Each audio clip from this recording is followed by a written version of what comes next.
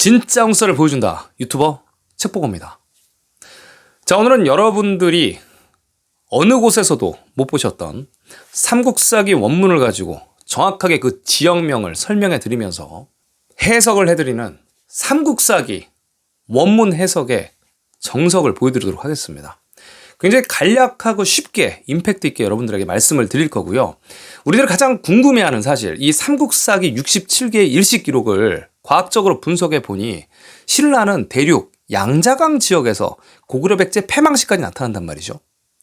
자, 과연 원문 해석이 어떻게 돼야지, 또는 이 삼국사기에 뭐라고 적혀 있는지 정확하게 그 내용들을, 여러분이 궁금하신 내용들을 그대로 제가 제대로 번역을 해드리도록 하겠습니다.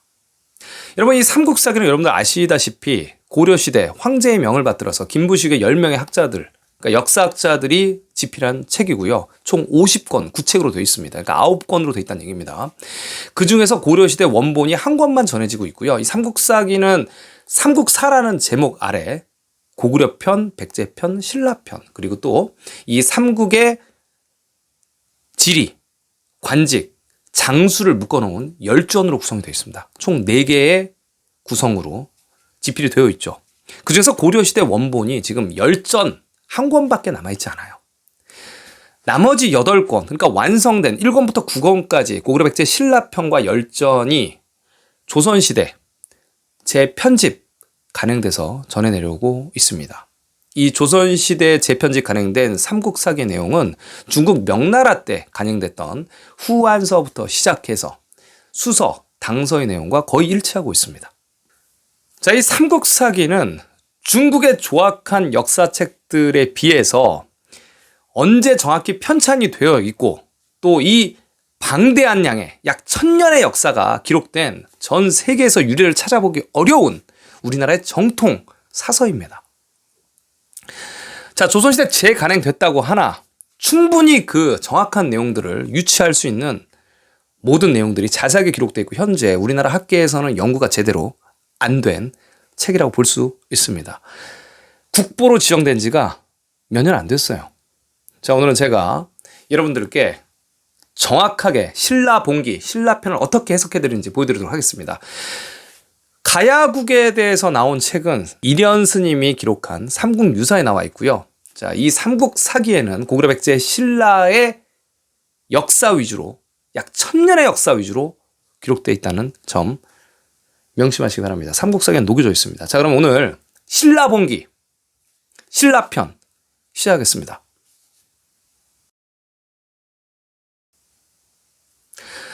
자, 이 삼국사기의 10전에 보신 말이죠.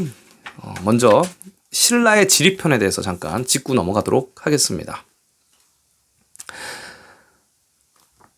자, 신라의 후기 최치원이라는 학자는 진화는 신라다라고 얘기를 합니다. 자, 진안에서 내려온 진안의 유민이 신라인데요. 여기 보시면 또 대인국이라는 내용이 나오죠. 여기 이제 대인국이 나옵니다. 신라 동해에 있었던 대인국, 책보고 영상에서 설명해 드렸는데요. 대인국이 있는데 신라에서는 항상 이 활이 아니고 쇠뇌입니다. 쇠뇌. 솥불로 만든 활을 가지고 있었다. 이렇게 기록이 되어 있죠. 동해의 외딴섬의 대인국, 지금도 존재합니다, 여러분. 그래서 국호는 뭐 서라벌, 사라, 사로, 뭐 아니면 시작되는 숲에서 닭소리가 들려서 계림으로 바꾸었다. 뭐 이런 내용이 기록되어 있는데, 이거 신라 본기에서 제가 말씀드리고요. 이건 지리편인데요. 자, 여기서 특이할 만한 점은 이 점입니다. 신라는 역사가 약 1000년 가까이 됩니다. 보시면 박혁거세 때 궁성을 쌓아 이름을 금성이라고 불렀고요. 김씨의 성이죠. 금성. 그리고 파사왕 때 금성의 동남쪽에 월성을 지었고요.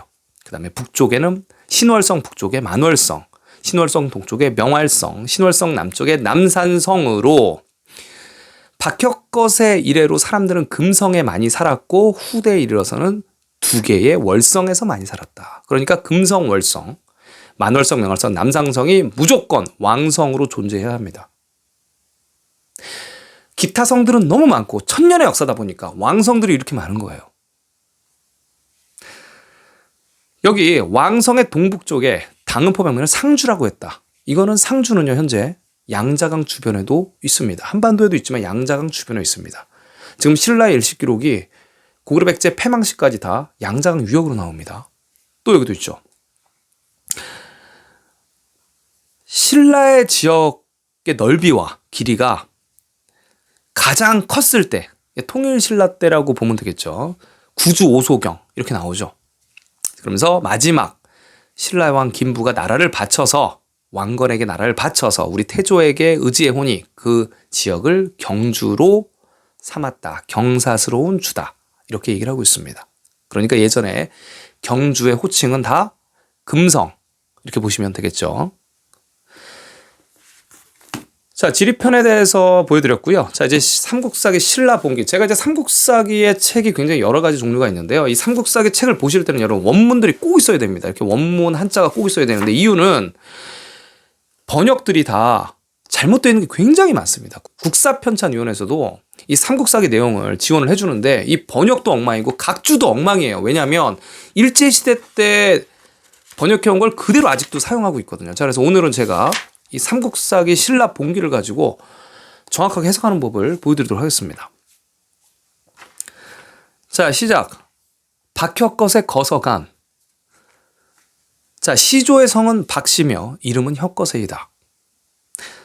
이에 앞서 고조선의 유민들이 산골에 나누어 살면서 6개의 마을을 이루고 살았다. 자, 삼국사기 신라본기의 첫 기록입니다.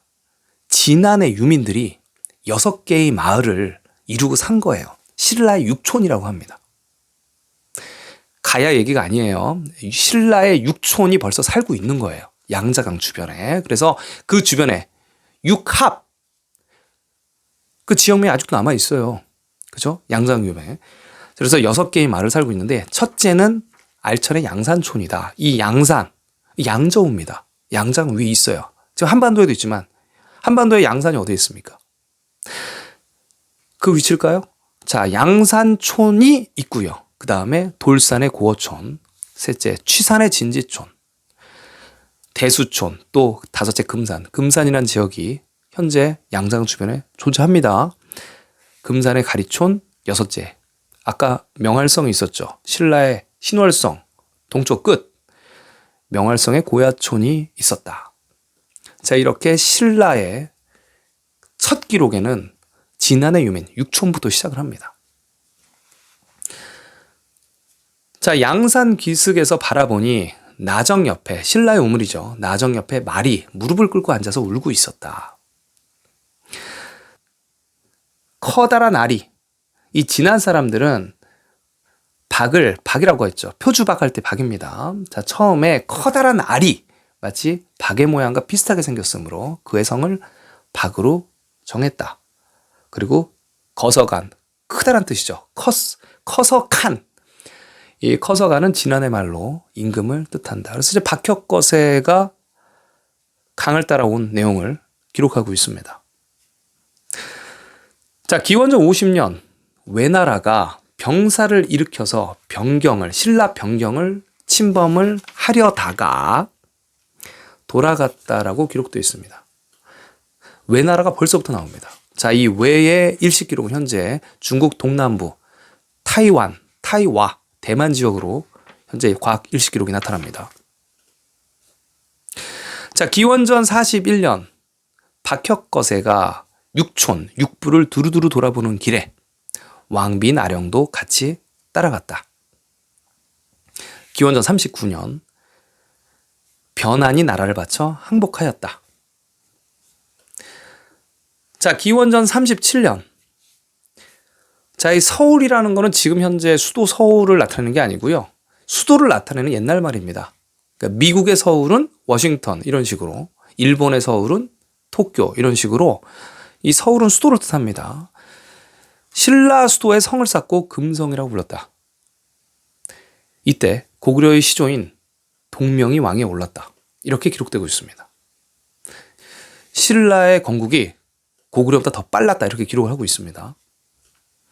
자, 기원전 32년 금성에 궁시를 지었다. 자, 기원전 28년 낭랑 사람들이 병사를 일으켜서 신라에 쳐들어오려다가, 자, 여기서 낭랑은 낭랑군인지 낭랑국인지 정확하지가 않습니다. 기록 자체가 모호해요. 낭랑궁은 한나라 때 낙랑궁이라는 얘기는 낙양 근처, 석가장 근처를 얘기하는 거고요. 낙랑국은 최리의 낙랑국은 현재 산동반도부터 우측을 얘기하는 게 낙랑국이에요. 서로 다른 국가예요. 낙랑, 즐거울 락, 물결 랑. 물결이 있는 곳에 반드시 있어야 되고 살기가 편했던 지역입니다. 낙랑. 낙랑 사람들이 병사를 일으켜서 신라에 쳐들어오려고 했다라고 하는 거죠. 쳐들어오려고 했으나 전쟁 기록은 없어요. 그냥 돌아갔다고만 나옵니다. 자, 여기 보시면 기원전 26년 일식이 있었다. 이렇게 짤막하게 일식 기록들이 이 삼국사기에는 67개가 총 나오고요. 이거는 고유한 우리나라의 일식이에요.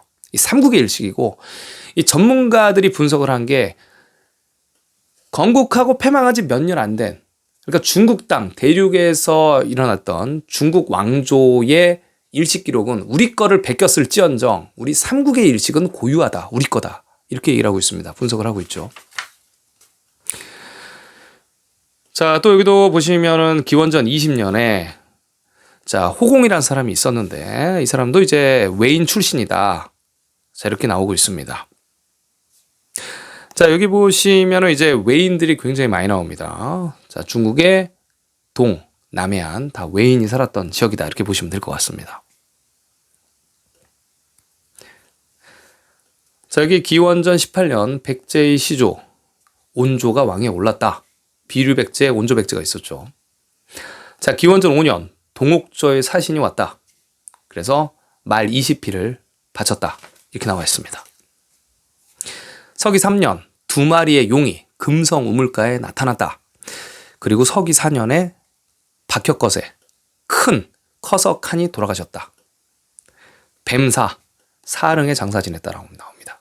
자, 이 삼국사 기록에 보면 이렇게 은유적 표현이 굉장히 많습니다. 그러니까 서기 3년에 두 마리의 용이 금성 우물에 나타났다는 얘기는 이 금성이 수도잖아요, 지금요. 수도에 용이 나타났다는 얘기예요. 다른 지배자가 나타났다는 얘기입니다. 그래서 서로 싸우다가 거석하니 왕이 죽은 거죠. 자, 두 번째 왕 차차홍입니다. 박혁것의 큰 아들인데요. 여기도 이제 서기 4년에 낙랑의 병사가 금성을 포위했다. 이렇게 기록이 되고 있습니다. 자, 낙랑군인지 낙랑국인지 모르겠으나 낙랑의 병사가 금성을 포위했다. 자, 서기 10년 석탈해를 대보로 삼고 병사와 정치에 대한 사무를 맡겼다. 이렇게 기록이 되고 있습니다. 서기 14년 외인들이 배 100척을 보내서 민가를 노략을 하는데요. 육부의 날랜 병사를 보내 이를 방어했다. 신라의 육촌이 있죠.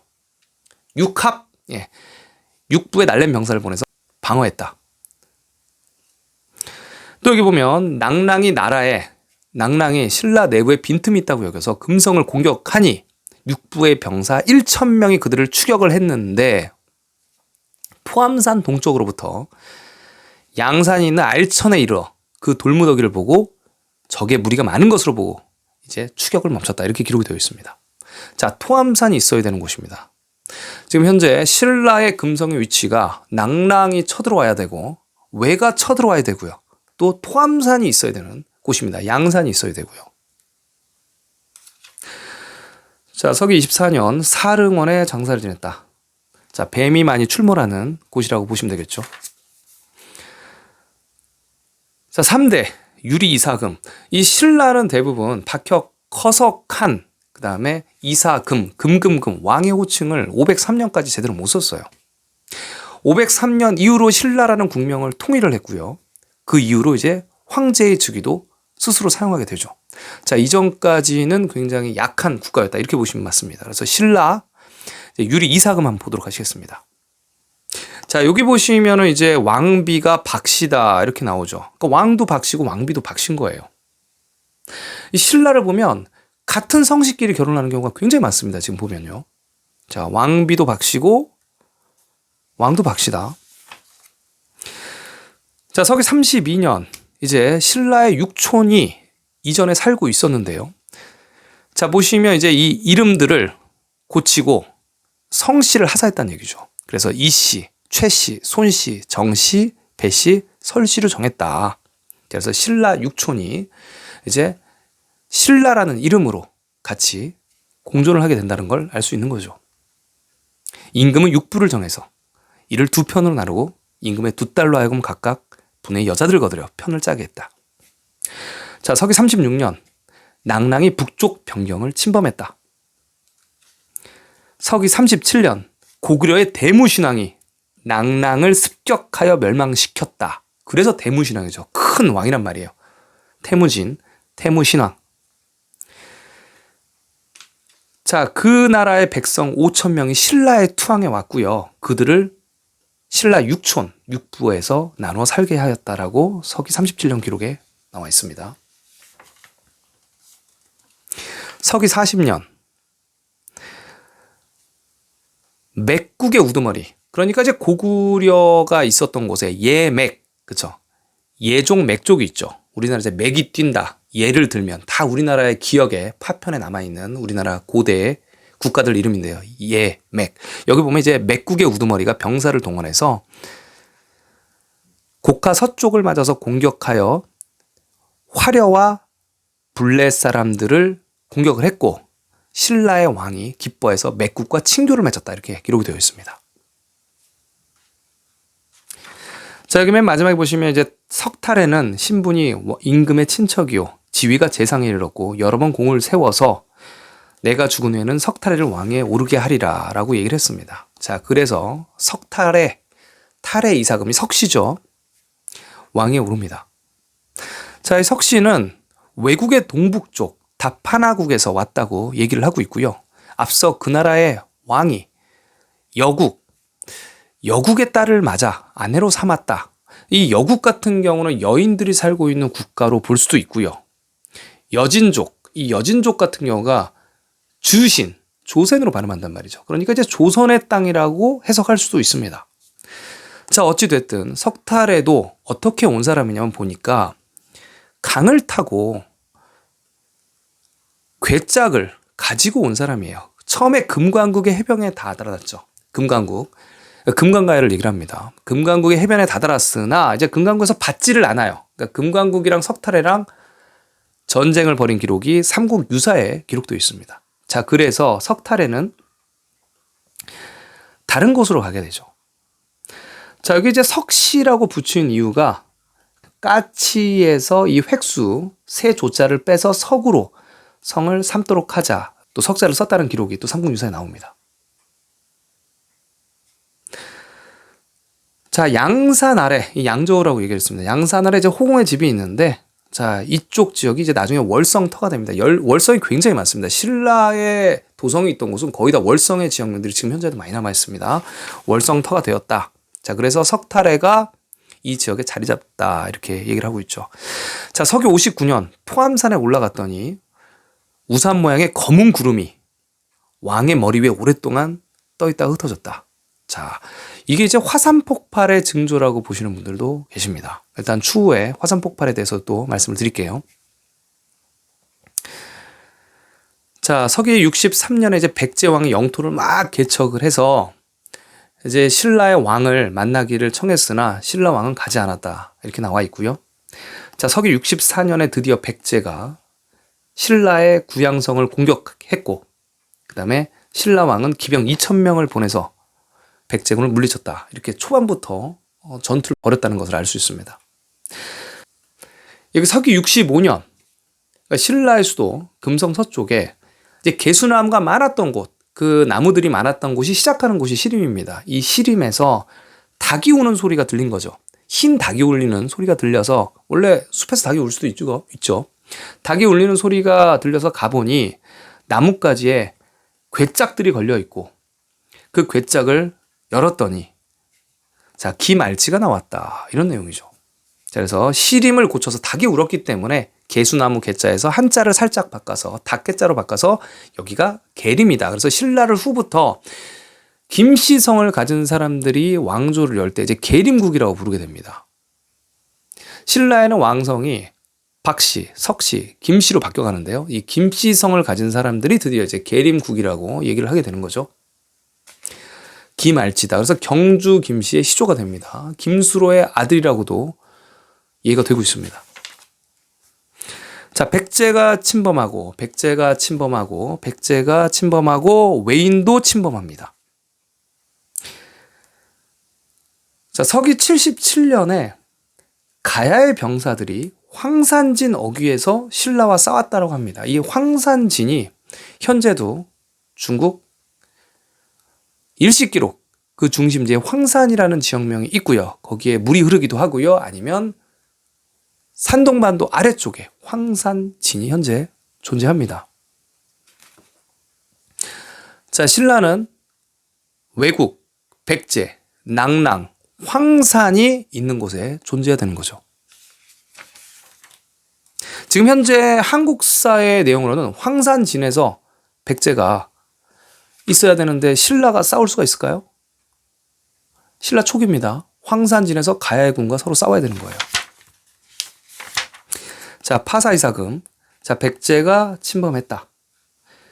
자, 우리나라는 서쪽으로는 백제를 이웃하고 있고 남쪽으로는 가야와 닿아 있다. 뭐 지금 한반도에 비정되어 있는 우리나라 기록과도 일치하죠. 자, 서기 94년 가야의 적군이 마두성을 에워쌌다. 가야 사람들이 남쪽 변경을 습격했다. 자, 여기 서기 101년 월성을 쌓고 왕이 월성으로 옮겨가서 살았다. 이렇게 금성에서 월성으로 이사를 간 걸 알 수 있습니다. 자, 백제가 사신을 보내 화해를 요청했다. 이 건국 초기부터 백제와 왜국과 가야국과 끊임없는 전쟁을 벌인 걸 알 수 있습니다.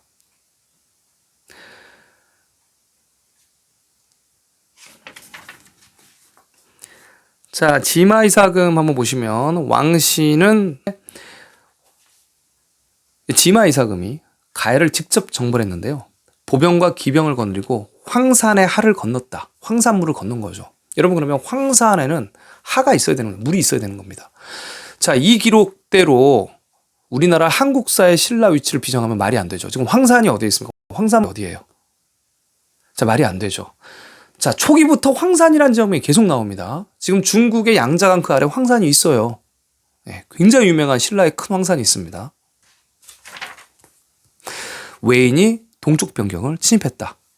자, 웨인은 중국의 동남부에 퍼져 있던 세력이라고 말씀을 드렸습니다. 왜국과 수교를 했다. 자, 여기 보시면 서기 125년에 이제 위쪽에서 이제 말갈이 신라의 땅을 공격을 합니다. 자, 그래서 백제의 서신을 보내서 도와달라고 구조 요청을 보내서 백제가 도와줬다는 얘기죠. 자, 일성 이사금. 자, 신라 초기입니다. 서기 138년에 왕이 태백산에서 몸소 제사를 지냈다. 자, 태백산이 지금 현재 우리나라 한반도 그 강원도 쪽, 그쪽 이제 아래쪽에 있잖아요. 자, 신라 초기예요. 한국사의 내용과 맞지가 않습니다. 지금 현재 태백산이 황산 우측이 중국의 양자강, 황산 우측이 태백산이에요. 거기에 왕이 제사를 지냈다는 대왕산이 있습니다. 지금 현재 중국에 있는 거예요. 자, 10월달 말갈이 다시 습격해 왔다. 말갈을 방어했다. 자, 말갈을 정벌을 해야 되냐 안 해야 되냐. 그러자 신하가 불가능하다. 고 보고를 했다. 이런 내용이 있죠.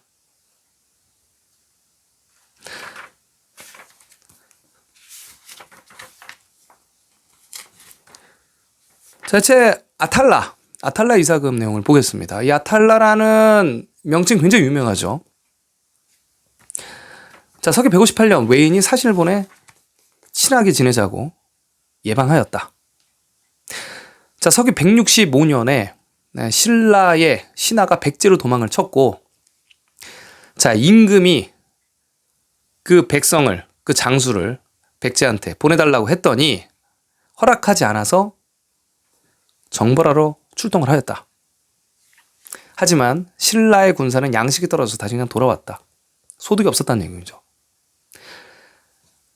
자, 여기 서기 167년에 백제가 신라의 서쪽에 있는 두 성을 습격을 해가지고 병사 1000명을, 백성 1000명을 붙잡아 돌아갔다.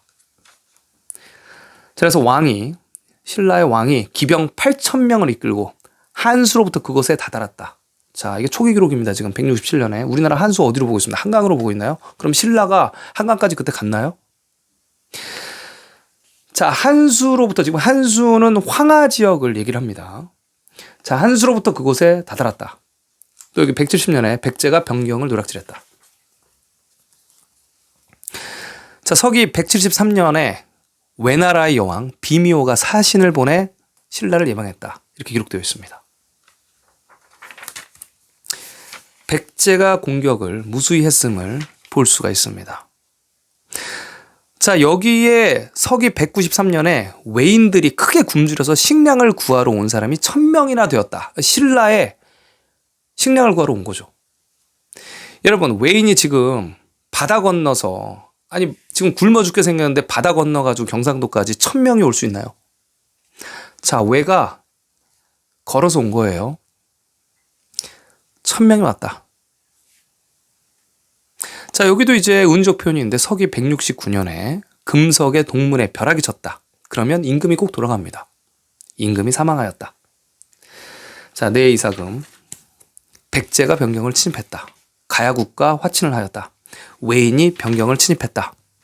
자, 다음 서기 209년 포상의 8나라, 포상 8국이라고 하는데요. 8나라가 서로 힘을 합쳐서 가야국을 침범하자 가야의 왕자가 신라에 와서 도와달라고 구원을 청하였다. 그래서 신라의 왕은 육부, 그러니까 신라 육촌이었죠. 육부의 병사를 이끌고 와서 싸워서 포상 8국을 공격해서 포로가 됐던 6,000명을 빼앗아서 돌려주었다. 이런 기록을 하고 있습니다. 포상 8국이 나오죠.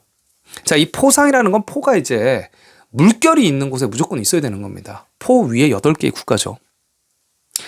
자, 그다음 백제가 공격했다. 백제가 공격했다. 자, 여기 보시면 양산의 서쪽에서 군대를 크게 사열했다고 나옵니다. 양산이 어디죠? 양저우라고 말씀을 드렸습니다.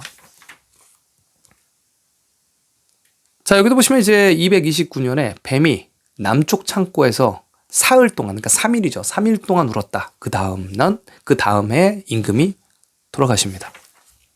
자, 좁은 이삭은 보시면 외인들이 또 갑자기 쳐들어와서 신라의 금성을 에워쌌죠.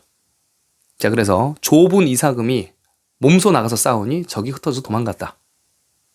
외가 또 동쪽 변경을 노략질했다. 백제가 또 서쪽 변경을 침입했다. 이번엔 고구려가 북쪽 변경을 침입했다. 자, 첨예 이사금 때 고구려에 사신을 보내서 화친을 맺었다. 자, 외인이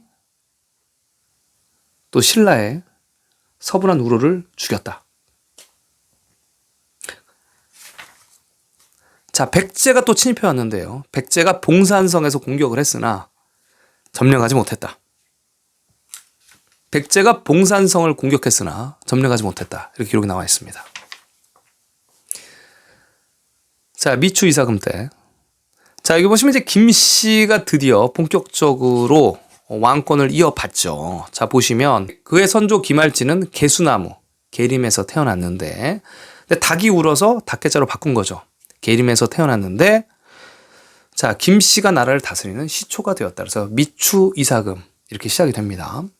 자, 서기 264년에 황산에 가서, 자, 이렇게 황산이 나옵니다. 여러분, 우리나라 한반도에서 황산이 어딘지 아시죠? 자, 지금 양자강의 황산을 얘기를 하고 있는 거예요. 황산. 백제가 봉산성을 공격해왔다. 백제가 침범했다. 백제가 침범했다. 계속 얘기가 나오고요. 양산의 서쪽에서 군대를 크게 사열하였다. 출발할 때 항상 신라는 양저우에서 출발을 합니다. 자, 유래이사금 때 보면 홍수가 나서 월성이 무너졌다. 외의 병사가 또 공격을 했다. 외의 병사가 공격을 했다. 자, 여기 보시면 서기 295년에 이런 기록이 있습니다. 자, 외인들이 자꾸 우리 성을 침범해서 백성들이 편하게 살 수가 없다. 백제와 어떻게 친목을 유지해서 어떻게 해를 건너서 외를 공격하는 방법이 없겠는가라고 물어봤더니, 자, 신라 사람들은 원래 이 물에서의 싸움은 익숙하지가 않은데 위험을 무릅쓰고 멀리까지 가서 외를 정복한다면 뜻하지 않은 위험이 있을까 굉장히 걱정스럽습니다. 그리고 백제는 늘 거짓말을 많이 하고 우리나라를 맨날 집어삼키려는 야욕을 갖고 있기 때문에 함께 협공을 하는 것은 어려울 듯합니다. 라고 보고를 하고 있습니다. 그러자 이제 신라의 왕이 옳다라고 하였다. 또 다양한 이서고국이 신라의 금성을 공격해왔다. 다양한 주변국에 공격을 받은 신라의 모습입니다. 자, 기림이사국, 외국과 사신을 교환했다. 또 여기 우두주에서 태백산에다가 제사를 지냈다는 얘기죠. 자, 태백산이 또 등장합니다. 양자강 유역의 태백산, 신라의 황산 우측의 태백산을 얘기를 하죠. 낙랑과 대방의 두 나라가 항복하였다. 자, 낙랑과 대방은 현재 석가장시 근처로 보시는 게 굉장히 합리적입니다. 자, 두 나라가 항복을 하여 유민들이 오게 되겠죠. 자, 307년 나라 이름을 신라로 하였다. 자, 여러 가지 이름으로 불렸음을 이전에 알 수가 있습니다. 굉장히 많이 있죠.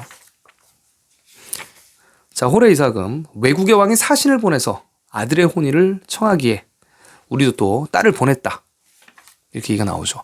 자, 여기 보시면 330년에 처음으로 벽골지를 만들었다고 기록이 되어 있습니다. 뚜개의 길이가 1800보, 지금 중국 대륙에 벽골지가 존재합니다. 자, 외의 병사가 또 변방을 공격하고 있고요. 여기 보면 350년에 이제 황새가 월성의 귀퉁이에 둥지를 틀었다. 굉장히 또 비유적인 이야기죠. 황새가 월성의 귀퉁이에 둥지를 틀었다. 자, 그리고 356년에 임금이 돌아가셨다. 이렇게 기록이 되어 있습니다.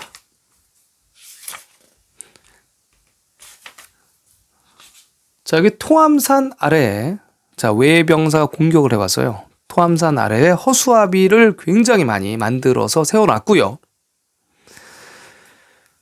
또한 이제 백제인들이 와서 예방을 하고 사신을 보냈고, 또 백제의 독산성의 성주가, 그러니까 백제도 이제 왕이 다 다스리는 게 아니고 왕성이 여러 군데가 있고요. 그 다음에 성마다 또 성주가 있는 겁니다. 그러니까 지방 호족이라고 볼 수 있죠. 백제의 독산성의 성주가 300명을 끌고 와서 항복을 했다, 신라에. 이렇게 기록되어 있습니다. 그러니까 백제의 독산성, 지금도 현재 독산성이 남아있죠. 신라 육촌 왼쪽에 남아있습니다. 임금이 그들을 맞이하여서 육부에 나누어 살게 했다. 자, 기가 막히죠. 현재 양자강의 육촌, 그 왼쪽에 독산성이 바로 있습니다.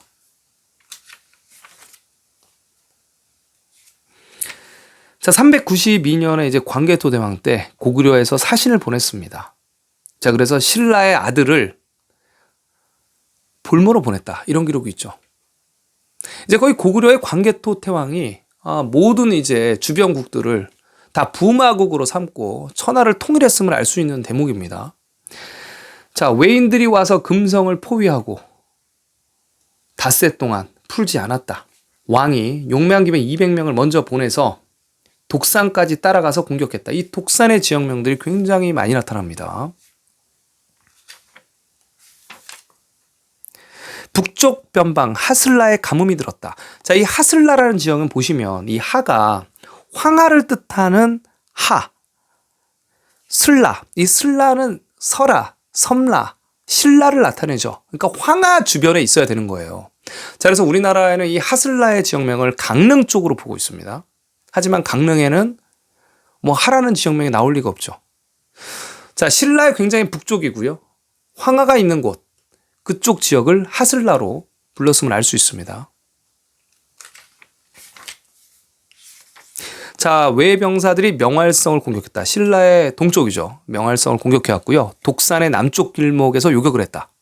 자, 외인들이 동쪽으로 자꾸 침입을 했다고 나옵니다. 자, 이제 여기 보시면 이제 장수왕 때인데요. 고구려 장수왕 때인데 신라 내무랑의 아들인 복호를 고구려의 볼모로 보냈다. 그러니까 왕의 아들들을 이 황제국 고구려에게 볼모로 보내야 되는 거예요. 자, 근데 현재 지금 중국의 사서들, 그러니까 지금 중국의 이 오래되지 못한, 그러니까 바로 멸망한 잡국들 있죠. 그 수나라, 당나라 전에 그 잡국들은 이 장수왕의 이름을 거론하면서 이 장수왕이 자꾸 조공을 했다고 반대로 기록을 하고 있습니다. 이 장수왕 때 모든 주변의 국가들이 조공을 하고 왕자들을 볼모로 잡혔다고 그렇게 이해를 해야 됩니다. 자, 여기 보시면 이제 서기 413년 낭산의 구름이 일었다. 이 낭산은 지금도 중국 그 상하이 근처에 존재합니다. 이 낭산이에요. 신라 낭산. 여기 무덤들이 굉장히 많이 있죠. 자, 금성 남문의 왕이 행차해서 활쏘기를 구경했고요. 웨인과 풍도에서 싸워 이겼다. 자, 여기 보시면 토암산이 무너지고 샘물이 올랐는데 물의 높이가 3길이나 되었다. 토암산이 무너졌다고 나옵니다. 자, 우곡에서 물이 솟구쳐 올랐다. 이게 소우자죠. 그죠?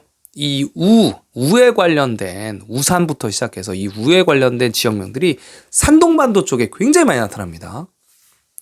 이 우곡이란 건 저기 언덕을 얘기를 해요. 골짜기 곡. 그래서 우곡.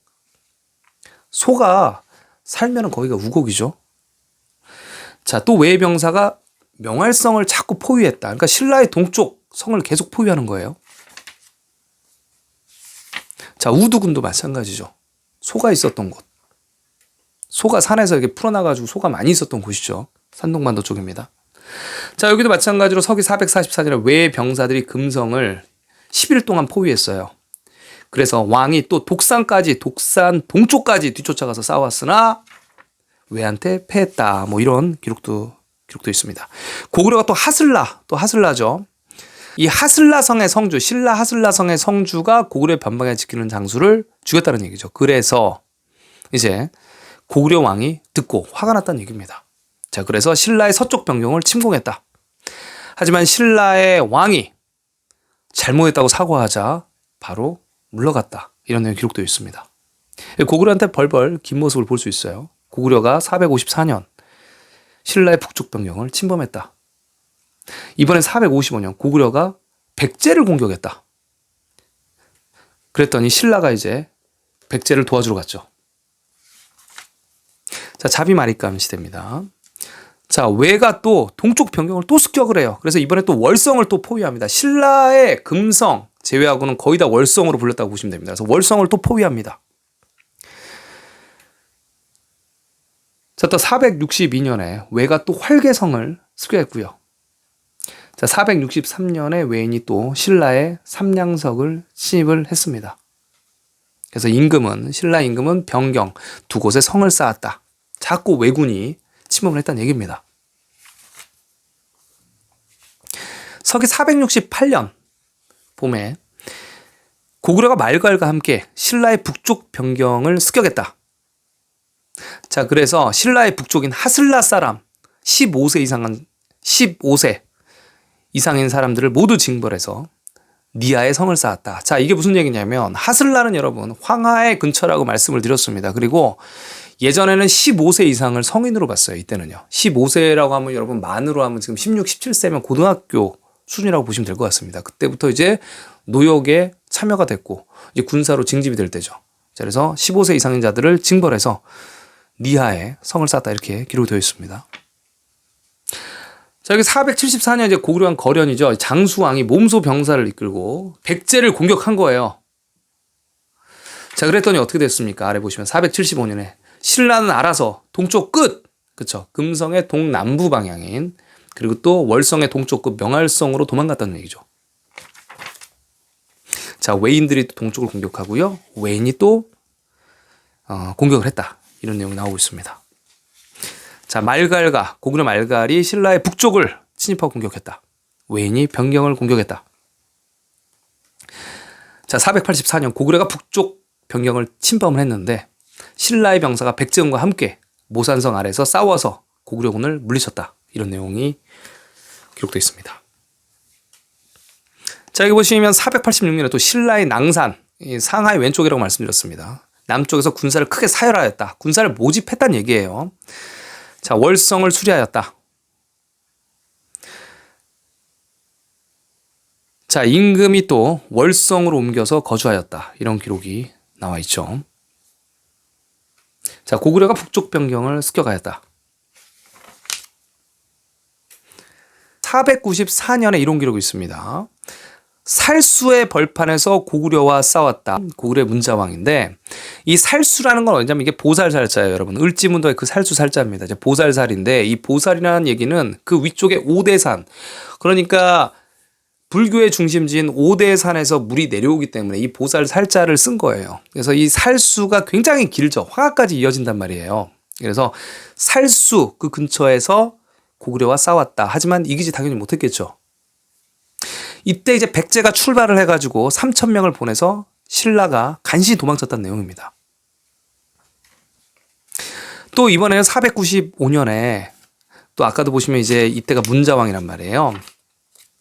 그러니까 장수왕 다음이죠. 이 문자왕 때도 굉장히 강력했다는 걸 알 수 있죠. 고구려가 이제 백제를 공격을 하자 신라가 가서 도와줬다. 이런 내용이 있습니다. 자, 또한 496년에 고구려가 우산성을 공격한 거예요. 아까 소우자, 산동반도 굉장히 많다고 그랬죠. 우산성을 공격했고요. 니아 근처에서 공격해서 쳐부셨다.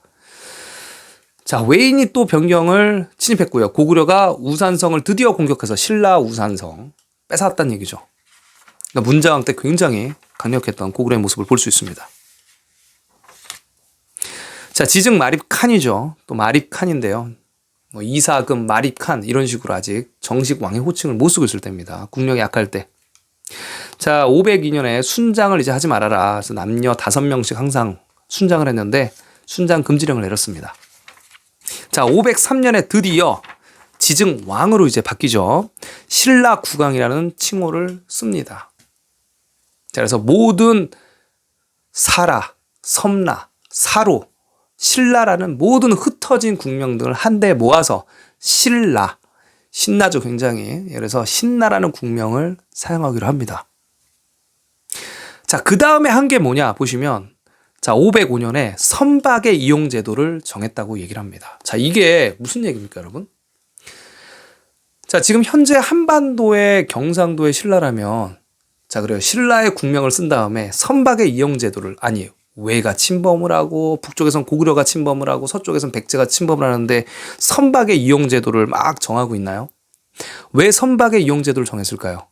양자강 유역에 황하의 아래쪽에 신라가 동해, 그러니까 지금으로는 동중국해죠. 동중국해에 신라가 존재했기 때문에 선박 이용 제도를 정한 거예요. 주군현을 정한 것도 당연하고요. 굉장히 중요한 내용입니다. 자, 512년에 이제 우상국을 정복을 하는데요. 자, 우상국인데 우상국이 복종을 해마다 토산물을 곡물로 바치기로 하였는데 자, 우상국은 정 동쪽 바다에 있는 섬으로 우릉도라고도 합니다. 울릉도라고도 하는데 지세가 험한 것을 믿고 항복하지 않았다. 이게 소우자 그리고 이제 칸의 변형자예요. 자, 우상국이 현재도 존재합니다. 이게 우릉이라고 불리는 지역인데요. 자, 그래서 여기 지세가 험한 것을 믿고 항복하지 않았다고 나오고요. 여기 이제 이찬 이사부가 하슬라주의 군주가 돼서 우상국 사람들은 복종을 시켰는데 하슬라가 아까 말씀드렸죠. 황하가 흐르는 그쪽 신라의 북쪽이라고 말씀드렸습니다. 한반도에서 지금 강릉이라고 얘기하는데요. 자, 그래서 우상국 정복에 대한 기사가 나옵니다. 자, 법흥황제. 자, 이때 이제 한번 보도록 하겠습니다. 양산 우물에서 용이 나타났다. 자, 그러면서 드디어 이 법흥왕이 이 전까지 이제 지증왕이죠. 드디어 왕의 호칭을 제대로 쓰고 신라라는 국명으로 통일을 했을 때면 자, 법흥왕 때는 드디어 황제라는 명칭을 써버립니다. 자, 보시면 모든 관리의 공복을 붉은색과 자주색으로 등급을 정했고요. 가야국의 왕이 사신을 보내서 혼인을 청했습니다. 연합 세력을 구축하고자. 불교를 처음으로 시행했다고 나오고요. 자, 그리고 드디어 연호를 건원이다. 이렇게 황제의 호칭을 사용하기 시작합니다. 연호를 썼다는 얘기는 황제국이에요. 여러분, 조선시대 때는 연호가 없었어요. 예, 이성계 조선 때는요. 정확히 아셔야 되는데 신라가 드디어 황제국이 됐다. 자, 그 다음에 금관가야. 이 가야국에서 가장 셌던 김수로의 금관가야잖아요. 금관가야에 드디어 왕 김구애가 항복을 했다. 금관가야가 드디어 신라의 합병이 되는 기록을 하고 있습니다. 법흥 황제. 자, 진흥 황제 또 보시겠습니다. 진흥 황제 보시면 자, 여기도 이제 548년도에 백제의 독산성을 고구려가 공격을 하자 신라가 이제 도와줬다는 얘기죠. 자, 또 연호를 개국으로 바꿨다. 진흥 황제니까요. 자, 이 진흥 황제는 고구려를 침공을 해가지고요 10개의 군을 뺏었다. 이런 기록이 나와 있습니다. 자, 553년에는 월성 동쪽에 새로운 궁전을 짓게 하였다. 그리고 누런 빛의 용이 그곳에 나타나서 황룡이라는 이름을 내렸다. 자, 그래서 여기는 황제 황자를 썼는데요. 황룡이. 이게 누를 황이겠죠. 누런 빛이니까. 그래서 이거를 이제 기록할 때마다 한자들을 조금씩 바꿉니다. 조선의 사가들도 그렇고 중개 사가들도 그렇고 일본도 마찬가지예요. 난중일기를 베낄 때도 한문을 바꿔요. 지들 편하게. 자, 그래서 다 이 한자라는 것은 소리를 여러 개로 표현할 수 있는 그냥 상형 문자라고 보시면 될 것 같습니다. 그래서 노랄황 용이 지금 현재 양자강 아래쪽에 있어요. 지역명이 있습니다. 황룡이라는 이름을 내렸다. 그쪽 지역이 다 황룡입니다. 명활성을 보수하여 쌓았다. 자, 비사발에 완산주를 설치했고요. 자, 여기 보시면 이제 550년 국원을 작은 수도로 삼았다. 그래서 국원, 그러니까 신라의 울타리의 원, 들판이죠. 소경으로 삼았다. 그리고 여기에 귀족 자제와 신라 육촌, 육부의 부유한 백성들을 국원으로 옮겼다. 자, 신라가 영토가 점점 강성해짐을 알 수 있는 지역명입니다. 여기 보시면 또 포노를 만들어서 성 위에 설치했다. 이 노가 이제 또 솥불로 만든 노예요. 자, 백제 위덕왕 때에 신라의 변경을 노략질을 했다. 또 9월 가야가 반란을 일으켰다. 자, 이런 내용이 나오죠. 자, 이런 기록들 564년 북제에 사신을 보내 조공하였다. 이런 기록들은 여러분 그냥 무시하면 됩니다. 이거는 외교 사절단이라고 보시면 되고요. 이 책 자체가 당시에 이제 명나라에서 삼국 사기를 봐야 했기 때문에 조선의 사가들이 재간행하고 편집할 때 이 명나라 사서들을 그대로 베껴서 썼다고 보시면 될 것 같아요. 당시에 명나라가 어떤 나라냐면 여러분 칭기스칸은 원나라를 북쪽으로 밀어냈던 굉장히 강력한 나라였기 때문에 조선에 이 명나라에 빌붙어서 살고 있던 조선들은 이 조선의 역사학자들 그리고 조선의 국왕은 눈치를 볼 수밖에 없는 거죠. 자, 그래서 북제에 사신을 보내 조공했다. 이런 조공 글씨를 빼고 해석을 하시면 됩니다. 외교 사절단이에요. 자, 여기 보시면 이제 이 신라를 부르는 호칭이 이렇게 깁니다. 긴데 낙랑궁공 신라왕, 그러니까 낙랑의 위치에 있었던 예전에 대륙의 낙랑에 있었던 그 신라를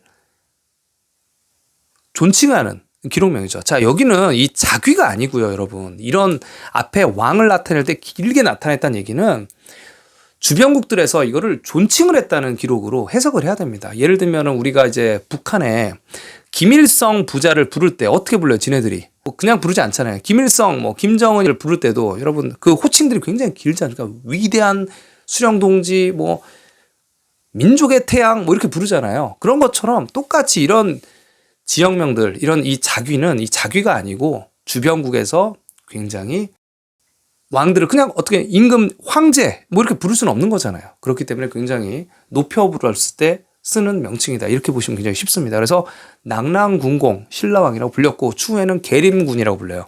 계림의 왕이라고 부릅니다. 그러니까 낙랑을 뺏겼다는 얘기죠. 자, 그래서 이 낙랑궁공 신라왕으로 계속 이름이 불리고요. 자, 신라가 나중에 발해한테 또 영토를 뺏길 때는 또 계림왕이라고 또 불립니다. 명칭이 바뀌어요. 자, 연호를 태창으로 바꿨다. 그러면 연호가 있었던 얘기입니다. 황제국이라는 얘기예요.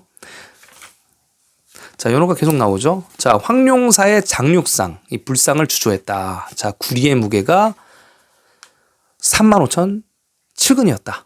자, 금도 마찬가지로 1만이었다. 그래서 구리가 굉장히 많이 생산되는 지역이 신라였습니다.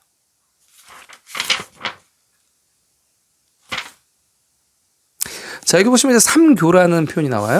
신라도 마찬가지고 고구려도 마찬가지고 이제 유교, 불교, 그다음에 신선교, 그러니까 도교라고 그러죠. 이제 삼교가 있었다. 이렇게 보시면 될 것 같습니다. 당시에.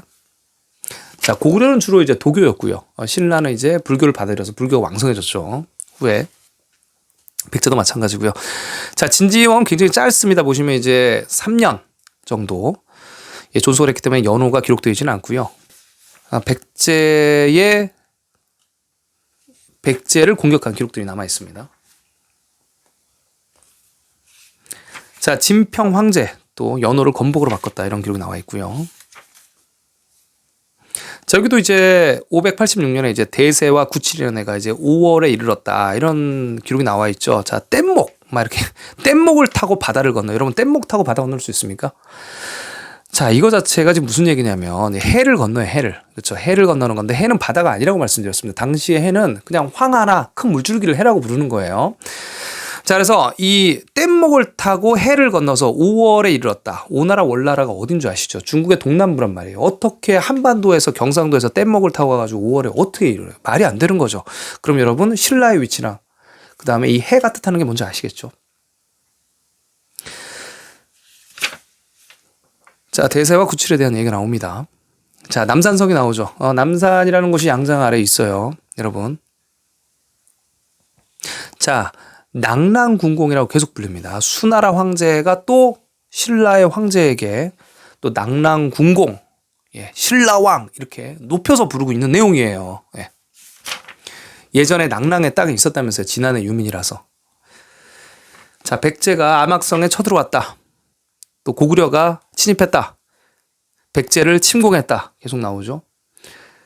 자, 여기 보시면 웃긴 기록이 있습니다. 이거 지금 번역이 또 웃긴데, 이게 여러분이 번역하는 것들을 국사편찬위원회 사이트도 한번 보시고 나머지 책들도 보셔야 되는데, 이런 것 때문에 원문이 필요한 거죠. 저희 보시면 서기 609년 31년이란 말이에요. 여기 왕이 제위의 31년이라는 얘기입니다. 그러니까 여러분 보시면 진평왕의 31년인데 뭐라고 하냐면 춘 5월이죠. 그러니까 봄 5월이에요. 봄 5월에 모지약이 이제 불탄단 말이에요. 근데 여기 뭐라 적혀 있어요? 봄 정월. 5월이라고 안 나와 있잖아요. 그렇죠? 봄 정월이라고만 나오면 어떡합니까, 이거. 5월이라고 정확하게 표현해야지. 정월 대보름이에요. 자, 그래서 모지약의 땅이 불탔다. 이게 무슨 얘기입니까? 화산이 폭발할 징조라는 얘기예요. 그리고 또 여기 10월 15일에 이럴 꺼졌다. 제가 왜 이걸 정월이라는 걸 나쁘게 보는 거냐면 5월 달부터 10월 달까지를 정확하게 기록을 해야지 이게 몇 달 동안 탄 거예요. 지금 보면요. 그렇죠. 거의 6개월 동안 땅이 불탄 거잖아요. 6개월 동안 어떻게 땅이 불탑니까? 화산 폭발의 전조 증상이 아니면 설명할 수가 없는 거예요. 가스 노출이라든가 여러 가지 것들이 있죠. 그 정월이라고 표시하면 안 된다. 이렇게 보는 거죠. 이 원문에는 지금 5월에 나와 있는데. 자, 백제가 쳐들어왔다. 당나라, 이제 수나라, 당나라가 슬슬 나오면 조공 기록이 계속 빠지지 않고 나옵니다. 이게 뭐냐면 이제 명나라 때 이 편찬됐던 책 그대로 베꼈다는 얘기예요. 눈치 보면서 기록했다는 얘기입니다. 이 김부식이 적었을 때는 이 원문이 없다고 제가 말씀드렸죠. 신라, 고구려, 백제 본기가 없어요. 지금 현재 10점밖에 남아있는 게 없단 말이에요. 고려시대 때. 무슨 얘기인지 아시겠죠? 조선시대 때 다 없앴다고 봐야 되는 거예요. 그래서 조공으로 바꿔놨다 이렇게 보시면 되겠죠. 이거 외교 사절단이 맞다는 얘기죠. 왜냐면 수나라, 당나라 협공을 해야 되거든요. 자, 이때도 임금을 낙랑군 공 신라왕이라고 불렀다. 칭송해 준 거죠. 예전 낙랑궁을 다스렸던 그쪽의 유민들. 아니면 낙랑국의 일부 지역을 뺏었던 신라. 자, 보시면 여기도 이제 백제 병사가 쳐들어왔고요. 자, 신라의 6성을 포위하였다. 하지만 신라가 이기지 못했다. 자, 여기 보시면 이 625년에 신라가 당나라에 사신을 보내서 이런 얘기를 합니다. 고구려가 자꾸 길을 막고 조공하지 못하게 한다. 자, 여러분, 신라가 경상도에 있고 지금 한국사처럼 신라가 경상도에 있고 당나라가 지금 시안에 있는데, 서안에 있는데, 아니 바다를 타고 남해로 쭉 가가지고 양자강을 타면 되는데, 그럼 바로 시안이 나오는데 고구려가 어떻게 막아요? 그죠? 이게 말이 안 되는 얘기잖아요. 진짜 한국사 해석대로 하면 뭐가 고구려가 어디 길을 막아? 경상도에 있는데. 그렇죠. 이야기는 무슨 얘기냐면 지금 양자강을 통해서 올라가는데 고구려가 막는다는 얘기예요. 고구려가 그 위치를 다 차지하고 있다는 얘기죠. 그래서 자주 침입한다고 호소하였다. 당나라에 조공을 하였다. 이거 조공이 아니라고 제가 말씀드렸습니다. 사신 방문이에요. 자, 여기 보시면 이제 조공이 끊임없이 나오는 얘기. 이 얘기가 무슨 얘기냐면 신라와 당나라가 벌써 모의를 하고 있다. 자, 이런 내용을 알 수가 있습니다.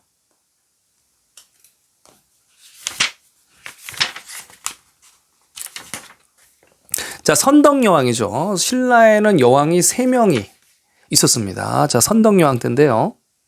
자, 계속 이제 당나라와 사신의 교류가 있는 때입니다. 자, 연호를 인평으로 정했다. 선덕 여자 황제죠. 이렇게 보시면 될 것 같습니다. 또 낙랑군이라는 칭호를 계속 받고 있습니다. 자, 백제 장군 우소가 독산성을 기습하려고 했다. 자, 이렇게 나와 있죠. 자, 독산성을 기습하려고 했다라는 얘기는 독산성이 이 당시에는 신라 땅이었다. 이렇게 보시면 되겠습니다.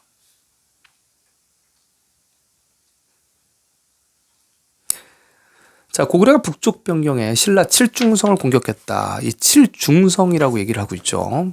하슬라주가 나오고 있고요. 자, 642년 백제의 의자왕이 병사를 크게 일으켜서 신라 서쪽 지방의 40개의 성을 뺏어 가졌다. 의자왕이 굉장히 용맹했던 왕이었죠. 그리고 이제 백제가 다시 고구려와 연합을 해서 당항성, 항성을 또 뺏어갔다는 얘기죠. 뺏어 가져서 당나라와 신라가 서로 회수를 통해서 올라가야 하는데 당나라와 통하는 길을 끊으려고 해서 신라의 임금이 당나라한테 가서 사신을 보내서 그 위급함을 얘기를 했죠. 우리와 신라와 당나라가 교류하는 것을 고구려 백제가 지금 끊으려고 하고 있다. 또 신라의 장군 융충이 이제 대야성을 공격해서 신라의 대야성을 공격해서 함락을 시켰다. 이렇게 나오고 있습니다.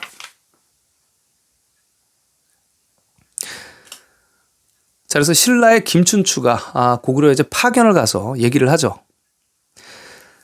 자, 파견을 했다가 외교 협상이 잘못돼서 이제 별관에 갇힙니다. 자, 643년에 이제 자장 스님이 자장법사가 당나라에 가서 불법을 배우고 이제 돌아옵니다.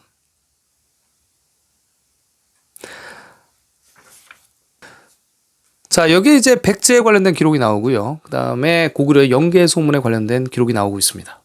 영계소문은 당나라의 말을 듣지 않았다. 이렇게 나오고 있는 기록입니다. 자, 그래서 신라가 김유신을 대장군으로 삼아서 백제를 정벌하게 했는데 크게 승리를 거두고 7성을 뺏었다. 의자왕 때입니다.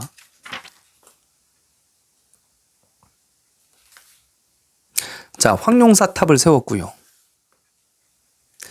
황룡사가 먼저 건설이 되고요. 그 이후에 황룡사 탑, 구층 목탑이 건설이 되는 겁니다. 자, 646년 지나서 이제 647년 이제 선덕여왕이 낭산에서 장사를 지냈다. 이제 돌아가신 선덕여왕이 계신 곳 낭사. 그러니까 상하이 왼쪽에 낭산이라는 지역명이 남아 있습니다. 자, 이번에 진덕여왕 때죠. 자, 이때도 보시면 여기 보면 여기 나와 있죠. 뭐라고 나와 있습니까, 여기? 자, 여기 낭랑 군안으로 나와 있죠.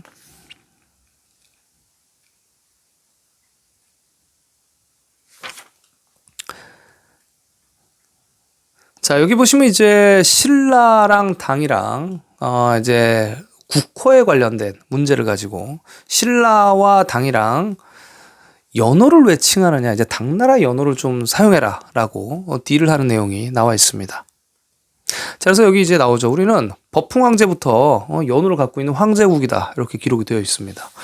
자, 여기도 이제 복시까지 당나라 걸 따라라. 이런 내용들이 나와 있죠.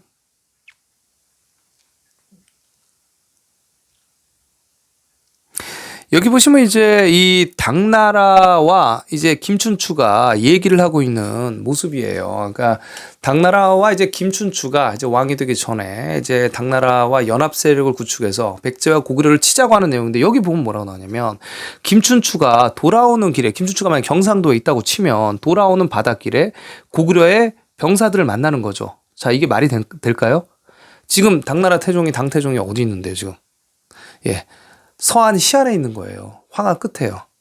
자, 바다 위에서 고구려의 병사를 만나고, 그 다음에 또 여기 뭐가 있어요?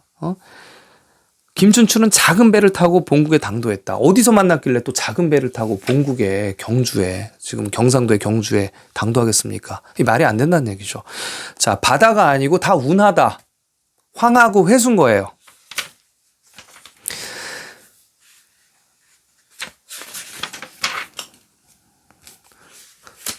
그래서 이제 당의 연호를 사용했다 이렇게 내오고 있습니다. 자, 그 다음부터 이제 태종이죠. 태종 무열할 김춘추가 이제 드디어 왕이 되는 겁니다. 그리고 이제 진골, 그때까지 성골이었다면 진골이 이제 왕이 시작되는 거죠. 자, 여기 나와 있죠. 진덕왕까지 28대를 성골이라고 하고 그 다음부터 이제 진골이다. 그래서 이제 태종 왕부터 시작해서 무열왕. 자, 그래서 김춘추가 드디어 왕의 자리를 얻게 됩니다. 여기 보시면 이제 동쪽 토암산 땅이 불타더니 3년 만에 꺼졌다. 그러면 이제 동쪽 토암산이 있어야 되고 서쪽 토암산이 있어야 되는 겁니다. 여기 보시면 동토함산이라고 했어요. 그러니까 동쪽 토암산이에요. 서쪽 토암산이 있어야 된다는 얘기예요. 동쪽이 아니라고요. 동토함산이라고요. 자, 그래서 3년 만에 꺼졌으면 화산 폭발이다. 이렇게 보시는 겁니다.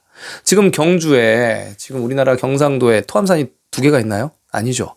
대륙에 토함산이 여러 개예요. 동서 토함산이 있는 곳이 있단 말이에요.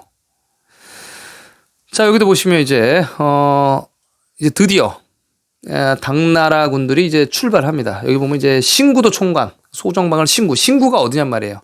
신이 있는 언덕이란 말이에요. 신이 있는 언덕이 어디냐? 어디긴 어디예요. 그러니까 신구도 총관. 그러니까 그쪽으로 가는 거예요. 그쪽으로 신구도가 어디냐? 신이 있는 언덕 태산이란 말이에요. 태산을 신구라고 불렀단 말이에요, 옛날에. 그리고 여기 우이도 총관. 우이가 어디예요? 이가 이제 동이조 갈 때 이란 말이에요. 우이가 어디입니까? 중국이 우이라고 정하는데 그 산동반도가 거기가 우이란 말이에요. 우이, 레이는 끝이고 그럼 레이가 어디입니까? 레이가 백제잖아요. 양직공도에 백제는 레이다. 웅진백제는 레이다. 이렇게 적혀 있잖아요. 여기 레이. 그러니까 이제 우이도 총관, 그렇죠? 그다음에 신구도 총관, 신구도 행군 대총관 이렇게 나오는 겁니다. 그래서 소정방은 신구도, 김춘추를 우이도 총관 이렇게 삼고 드디어 백제를 공격하러 가는 내용입니다. 자, 여기 보시면은 천리에 이어질 정도로 많은 병선을 이끌고 물길을 따라 동쪽으로 왔다. 자, 천리에 이어질 정도로 많은 병선이라고 얘기를 했죠. 여기 보면 이제 선박이 천리에서 쭉 이어졌다는 얘기예요. 자, 근데 이게 여러분 그 지금 서해, 그러니까 황해에 바닷가가 파도가 넘실거리는데 이게 무동력선이란 말이에요. 이게 우리나라처럼 엔진이 있어가지고 달리는 게 아니고 바람을 따라서 가는데 이게 천리에 이어질 정도로 쭉 줄을 쓸 수가 있나요? 황하란 말이에요. 황하. 이 기록에 나와 있잖아요. 천리에 쭉 늘어섰다고. 물길을 따라 동쪽으로 이제 오는 거예요. 자, 그래서 덕물도에서 소정방을 맞이했다. 누가? 여기 신라 김범민이. 자, 황산 지원에서 황산의 들판에서 드디어 이제 싸우는 거죠. 황산의 들판을 차지하는데 이제 백제의 계백이 벌써 험한 곳을 차지해서 3군데의 진을 치고 기다리는 거예요. 3군데. 한 군데가 아니고 3군데에 벌써 진영을 치고 4번을 싸웠으나 한 번도 못 이기는 거죠. 신라가, 김유신이.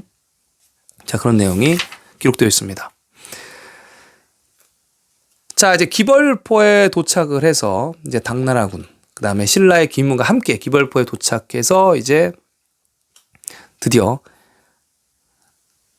김유신을 기다리고 있는데 약속 날짜에 늦었다는 얘기죠. 김유신이 이 황산벌 전투 때문에. 그랬더니 뭐라고 하냐면 여기 보면 당나라가 화를 내니까, 왜냐면 당나라의 모든 물자를 신라에서 제공했단 말이죠. 먼저 당나라 병사와 결전을 치른 다음에 백제를 깨야겠다. 아, 당나라 놈들 하는 꼴 보니까 못 참겠다. 이런 내용인 거예요. 그랬더니 소정방이 화를 안 내고 그 장수에 죄를 묻지 않았다. 이런 내용이 나와 있습니다.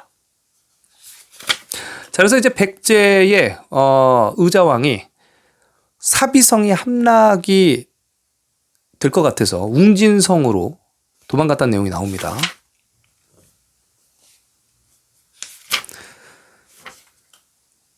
이제 백제의 남은 적들이 사비성을 공격해왔다.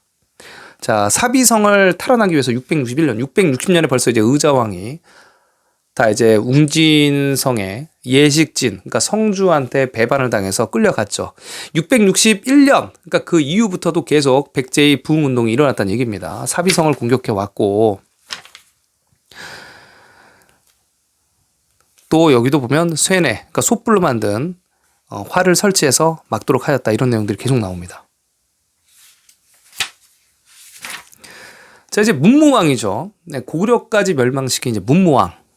자, 신라에서 가장 유명한 문무왕입니다. 자, 이제 고구려를 멸망시키러 가는데 김유신 등은 병사를 쉬게 하면서 다음 명령을 기다리고 있는데 이제 당나라 황제가 야, 니네는 고구려 평양까지 쌀을 배달을 해라. 군량을 배달해라. 이렇게 얘기를 했다고 하는 내용이에요. 그래서 낙랑군 계속왕, 신라왕이라고 이야기가 되죠. 그래서 김유신에게 이제 문무왕이 얘기를 해서 쌀 4,000섬과 조 22,000섬을 싣고 평양으로 가서 당나라 아들 밥 먹여라. 이런 식으로 배달을 가라. 얘기를 했다는 얘기입니다. 그런데 얼음이 너무 얼어서 미끄럽고 이거 지금 쌀이라든가 조라든가 어디 담아가겠어요. 술에 여기 소와 말 등에 다 싣고 기어가는 거예요. 겨울에. 네, 겨울에 기어가는 겁니다. 자, 그렇다면 신라가 그 정도의 쌀과 조를 조달할 수 있었던 곳에 존재해야 되는 걸 알 수 있습니다.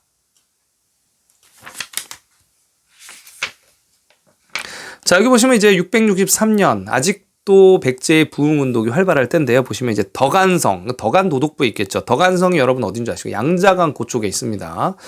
백제의 덕안에서 공격을 해서 백제의 거열성. 자, 백제 1070명의 목을 뱉다 이렇게 나와 있죠. 남산도 양장 우측에 다 있고요. 당나라가 신라를 계림 대도독부로 삼았다. 이거 지네들 마음대로 그냥 기록한 거예요. 뭘 도독부를 삼아요. 신라가 그때 자주국이었는데요. 자, 이 기록으로 지금 중국 애들이 신라까지 본인들의 역사다. 찾아야 될 땅이다라고 우기고 있습니다. 중국 공산당 애들이. 계림 대도독부로 삼았다고 신라가 국가를 뺏긴 적이 없고 뒤에는 신라와 당나라가 7년 전투를 해가지고 신라가 이기는데 무슨 소리예요. 그죠? 자, 그래서 이제 백제가 이제 임존성, 주류성에서 계속 지키면서 전쟁을 벌였다. 이렇게 기록되고 있습니다. 자, 여기 보시면 의복을 만들어 당나라 군사들한테 주었다. 신라가 그러니까 다 군량미부터 시작해서 의복까지 전달을 해줬다는 얘기입니다. 거의 평정을 하는 내용들을 볼 수가 있어요. 그러니까 이제 고구려를 멸망시키고자 당나라에게 병사를 요청을 했는데 임금은 백제를 평정했고요. 저기 보시면 당나라는 이적이라는 장수에게 요동도 행관, 그러니까 요동 쪽으로 가는 행관, 총관을 삼아서 이제 공격을 해 나가고 있죠. 그리고 여기도 뭐라고 나와 있냐면, 자, 여기 보면 낙성현 계곡남. 낙성이 뭡니까? 낙성. 예. 그러니까 낙양 쪽, 그러니까 신성, 낙성. 낙성현을 개국한 유인계. 자, 이쪽으로 공격해라. 그래서 당항진에서 도착을 해서 드디어 이제 청강 쪽으로 이동을 하는 거죠. 자, 여기 보면 669년에 무슨 얘기가 나냐면 당나라의 승려 법안이 와서 신라한테 자석을 구걸하는 내용이 나옵니다. 자석. 이게 나침판 때문에 필요한 거예요, 자석이. 자, 여기도 이제 보시면 5월 달에 또 당나라에 자석 두 상자를 보내줬다고 얘기를 하고요. 솥불로 만든 세뇌 기술자가 이렇게 나오죠. 자, 그래서 이 신라의 구진천 이렇게 내용이 나오죠. 구진천이 이제 당나라에 가서 끝까지 솥불로 만든 화살, 쇠뇌의 기술을 안 가르쳐줬다. 이렇게 기록이 되어 있습니다. 여기도 보시면 이제 이 신라가 말을 기르는 곳이 우리가 174곳이라고 또 나오죠. 예. 신라가 어떤 나라인지 아시겠죠? 말을 기르고 솥불이 풍부한 지역에서 계속 건국하고 유지했던 나라가 신라입니다. 한반도까지 당연히 그 위세를 펼친 큰 나라죠. 자, 670년부터 676년까지 이제 신라가 당나라와 전투를 벌인 기록들이 굉장히 많이 나타납니다. 보시면 이제 고구려가 멸망한 후에 이제 안승을 고구려 왕으로 봉하고요. 자, 너희의 역사가 800년이나 되었다. 고구려 역사를 800년이라고 지금 얘기를 하고 있어요. 다른 책이 900년이라고 나오죠. 그렇죠? 자, 굉장히 길었다는 얘기입니다. 여기 너희가 역사가 800년인데 지금 연남건, 연남생, 뭐 연남산 형제에 이르러서 집안에 화가 일어나고 뭐 이런 얘기를 하고 있죠. 그래서 우리가 받아주겠다. 신라 황제의 부마국으로 삼겠다라는 얘기고 또 외나라가 이제 백제가 패망한 다음부터 외국이 이름을 고쳐서 일본이라고 했다. 그쵸? 이때가 이제 670년 보시면 되겠죠. 자, 문무왕이 아직 안 끝났습니다. 그래서 여기 보시면 671년부터 이제 엄청나게 전투를 벌입니다. 그래서 이 내용은 이제 책 보고 채널 영상에 굉장히 많이 나타납니다. 그래서 당나라 병사가 석성에서 싸웁니다. 신라랑. 석성이 어디죠? 예, 석가장 아래가 성문이고, 석가장이 성문이고, 지도에 보면 그 아래 석성이 지역이 있어요. 그러니까 거기까지 가서 당나라랑 싸우고 있는 겁니다. 지금 보면. 부마국인 고구려연합군과 함께. 자, 여기 보시면 특이한 게 뭐냐면요. 이게 자꾸 중국으로 번역을 하는데 중국이라는 글씨가 없어요. 여기 한병이라고 나오잖아요. 한나라. 한나라라고 나온단 말이에요. 대부분. 한나라나 당나라 나오는데 자꾸 중국이라는 나라가 어디 지금 현재 중국 공산당 그때 중국이지 옛날 고대 국가는 중국이라는 이름을 쓰지를 않았는데 계속 중국으로 번역을 하는 거예요. 이게 진짜 중국 스파이들이 잔입해서 이게 지금 이렇게 바꿔놓은 거 아닙니까? 이게 한나라 병사라고 나오고 아니면 당나라라고 써야지 왜 중국 병사라고 써. 그죠? 자, 일단 여기서 이제 전투를 한 내용들이 나오고요. 여기 보시면 뭐 소금, 된장 뭐 이런 내용들이 막 나옵니다. 이게 전쟁 물자입니다. 소금이 전쟁 물자죠. 자, 양하도 총관이 나오죠. 양하도 총관 김유신. 양하도라는 건 뭐냐면 이제 황하잖아요. 그러니까 양쪽, 황하의 양쪽이니까 양하도 총관인 거예요. 그래서 평양으로 군량미를 보냈죠. 예. 그렇죠. 여기 이제 다시 이전 얘기로 돌아가는 건데요. 예, 쌀을 보냈다는 얘기고요. 여기 보시면 이제 아까도 말씀드렸듯이 군량미를 당나라에 제공을 하는데 신라가 두 군데나 공급을 하는데 소와 말은 모두 죽고요. 피로가 극에 달아가지고 그렇죠. 그래서 이제 당나라 병사들은 식량이 넉넉해졌고 신라에서 백성들에게 계절에 맞는 옷도 보내줬죠. 아까 말씀드렸죠. 그래서 4년 동안 신라가 그냥 옷과 식량을 그냥 당나라한테 다 보내줬더니 이 당나라 유인계에 한 모든 병졸과 장수는 뼈는 비록 당나라에서 나왔으나 피와 살은 신라의 것이나 마찬가지다. 네. 신라가 바친 충성도 또한 가볍게 여길 만한 것이 아니다. 신라에서 다 먹여주고 재워주고 다 이게 지금 줬다는 얘기입니다. 자, 여기 주류성 663년에 이제 백제 부흥운동의 이제 마지막 년에 주류성 안에 이제 백강도 나오고요. 예, 남쪽 지방의 평정대자 뭐 이런 내용이 나옵니다. 그래서 임존석 나오고 그런 기록들이 나오고 있습니다. 다 지금 한병 막 나오고 있어요. 자, 중국이라는 글씨 다 없애야 됩니다. 그러니까 당나라나 한병으로 나오는 게 맞아요.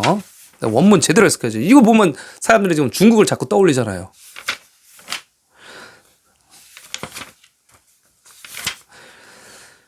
자, 670년에 이제 여러 가지 이제 고구려가 반란을 일으켜 당의 관리를 죽였다가 아니고 이제 고구려 백제가 벌써 망한 후에 그 지역을 고구려 백제 유민들이 다스리는 거예요. 당나라가 누가 와서 다스리겠어요. 거기 어떻게 그 서안에서 병사들 그렇게 많이 보낼 수가 없는 겁니다. 그 유민들이 그대로 다스리고 있는 거죠.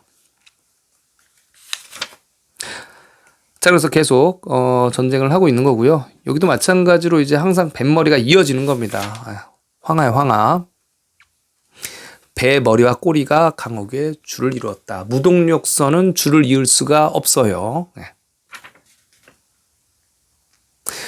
대방에 침입하였다. 대방의 위치. 성문까지 신라가 뒤쫓아가서 싸웠다. 아시겠죠? 성문 석가장, 예전 석가장의 성문을 불렸어요. 자, 이번 673년에 드디어 6월에 호랑이가 대궁 뜰에 들어와서 잡아다 죽였다. 신라 얘기하는 겁니다. 그래서 7월 1일 김유신이 드디어 죽죠. 자, 김유신의 자손들이 역적죄로 거의 다 죽습니다. 자, 여기서 이제 김유신도 죽는 거예요. 김유신의 입지가 너무 커졌거든요. 제거를 할 때가 된 거죠. 신라 쪽에서도. 자, 여기 보시면 이제 신라의 임금이 병선 100척을 이끌고 서해를 지키게 했다. 그러니까 서쪽의 해, 그러니까 황하를 얘기를 하는 거예요. 서쪽의 황하를 지키게 했다. 신라가 얼마나 커졌는지 알 수 있는 대목입니다. 당의 병사가 말갈과 거란의 병사와 함께 신라 북쪽의 변경을 침범했다. 근데 신라가 이겼다. 이렇게 나옵니다. 자, 이때부터 이제 유인궤를 계림도 대총관, 그러니까 계림, 이 계림이 아까 시작하는 림, 하얀 닭이 우는 데잖아요. 이 개수나무가 있던 곳. 자, 거기를 공격해라. 그래서 계림도 총관인 거예요. 아시겠죠? 계림을 공격해라 그 얘기죠. 여기도 보시면은 이제 뭐 여러 가지 기록들이 나오는데 천성에 쳐들어갔다. 이 천성도 지역명이 있습니다. 현재 대륙에 남아 있어요. 자, 여기 뭐라고 나옵니까? 장군이 이겨서 1,400명의 목을 베고 당나라 군사 당나라의 배 40척을 뺏었습니다. 자, 그 다음에 여기 전쟁하는 말 1,000피를 또 얻었고요. 자, 이런 신라의 승전 기록 굉장히 많이 나타납니다. 당나라 병사와 8번의 크고 작은 싸움에서 모두 이겼다. 676년에 당나라 병사와 또 전쟁을 벌여서 22회의 싸움에서 승리했다. 자, 그리고 이제 전쟁이 안 나오는 거예요. 약 7년간의 전투에서 신라가 모두 거의 다 승전한 기록들입니다. 자, 그러면 더 이상 당나라에서는 동원할 병력이 없다. 이렇게 보시면 맞죠?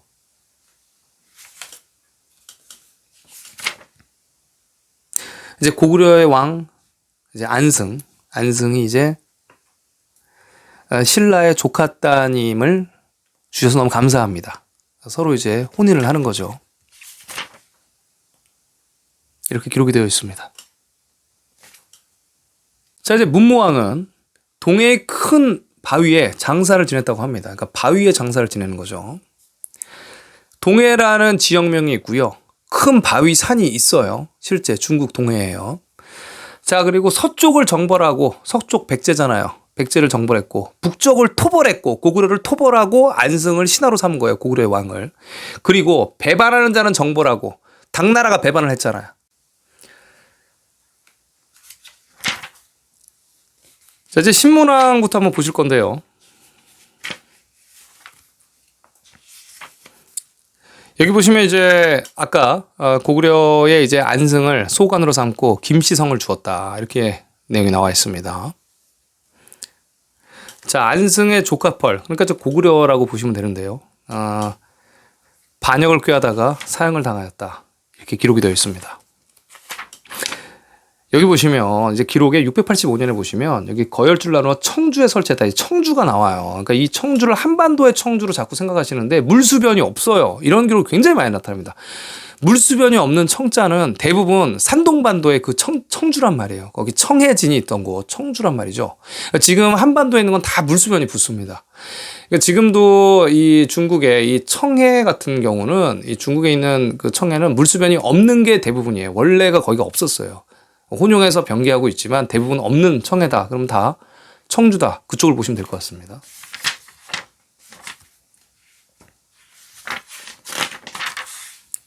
자, 낭산 동쪽에 장사했다. 낭산이 상하에 있는 쪽이라고 말씀드렸습니다. 자, 이제 신라왕이 이제 계림주 도독으로 바뀌어요. 네, 계림주로 나오죠. 그러니까 아까는 낭랑군공이라고 바뀌었는데 계림주로 바뀝니다. 영토가 조금 줄어들었다. 이렇게 보시면 될 수 있습니다. 자, 신라의 김인문이 당나라에서 죽었다. 네, 신라의 김인문이 신라에 못 들어왔다는 얘기죠.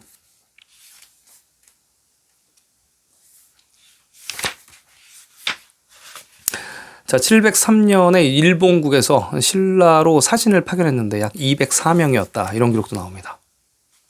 자, 청주에서 흰매를 바쳤습니다. 이 청주, 이 산동반도의 청주라고 말씀드렸어요.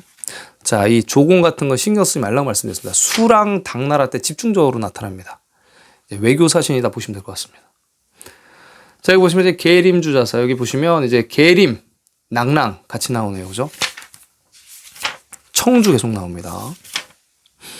자, 여기 보시면 721년에 하슬라, 신라의 북쪽이죠. 예, 북동쪽인데 하슬라 지방의 장정 2,000명을 징발하여 장성을 쌓았다. 그래서 산동반도에는 긴 장성이 있어요, 여러분.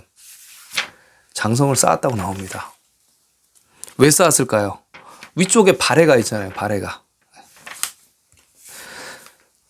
발해만에 발해가 있고요. 발해 건국이 다 북경 지역입니다. 자, 여기 723년에 이런 기록이 있습니다. 보시면 이제 당나라에 사신을 보내서 이제 여러 가지 이제 말이라든가 우황, 인삼 뭐 이런 거를 주는데 외교 사신이 가서 주는데 자, 이런 글을 올렸다고 합니다. 신라는 바다가 굽어진 먼 귀퉁이에 있어서 바다가 왜 굽어졌을까요? 그죠? 황하니까 양자강이니까 회수니까 굽어질 수 있는 거죠. 먼 귀퉁이에 있어서 본래부터 천주 상인의 진귀한 보배도 없고 남만인의 귀한 돈도 없습니다. 자, 갑자기 생뚱맞게 취한저우가 나오고, 남만인이 어디예요? 중국 남쪽이란 얘기예요. 남만인의 돈도 없더니 이런 얘기가 뭐하러 나오겠어요? 신라랑 무슨 관계가 있는데 이런 얘기가 나오겠어요? 신라가 취한저우고 그 다음에 남만을, 유연제는 5월의 땅을 다스리고 있을 때입니다. 그러니까 취한저우에 보배도 없고 지금 거기 재화도 없어서 요런 토산물을 줍니다 라고 얘기를 하는 글이라고 보셔야 되는 거죠. 아니면 갑자기 이런 얘기가 뭐하러 나옵니까? 남만, 천주가 왜 나와요 갑자기? 딴 데로 나올 수 있지. 자, 이렇게 보시면 될 것 같습니다. 뜬금없이 나왔다 이렇게 보시면 될 것 같고요. 쇠뇌가 또 나옵니다. 솥불활이에요. 자, 여기 보시면 이제 무슨 내용이냐면 일본국의 병선 300척이 바다를 건너서 우리 동쪽 변경을 막 공격을 했다는 얘기예요. 신라 변경을. 그랬더니 이제 크게 쳐부쉈고 이제 모여서 수레에다가 쇠뇌를 다 꽂아가지고 발사하는 것을 관람했다. 이런 내용입니다. 자, 오색라체부터 시작해서 라금체장부터 신라의 라가 들어가고 비단에 관련된 내용들이 굉장히 많이 나옵니다. 자, 여기 보시면 733년에 이런 내용이 나옵니다. 발해 말갈이, 그러니까 발해죠. 대진국이 바다를 건너, 해를 건너 등주를 공격했다. 이 등주가 누구 등주라고 안 나와 있죠. 당나라의 땅을 공격했다는 내용이 안 나온다는 얘기죠. 그럼 여기가 누구 땅이라고요? 하슬라가 있는 곳. 이게 신라 땅이에요. 아까 성 쌓았잖아요. 당나라를 공격했다는 표현 자체가 안 나와요. 자, 그래서 어떻게 합니까? 자, 이렇게 해서 당현종이 여기 발의 말갈의 남쪽 변방을 치도록 했다는 얘기죠. 그러니까 양동작전을 벌인 거죠. 신라는 여기를 싸우고 발해의 남쪽 변방을 치도록 해서 신라가 이제 후에 고맙다고 비단 등을 당나라에 전해줬다. 그래서 뭐라고 하냐면 제가 사는 곳은 복례와 방어로 막혔습니다. 복례는 복례산, 산동반도고 방어는 또 신라의 양자강 그 아래 지역이란 말이에요. 방어산이라고. 굉장히 유명한 산이에요. 네? 그러니까 여기 보면 이제 이 당나라를 바라보니 참 은혜가 고맙다.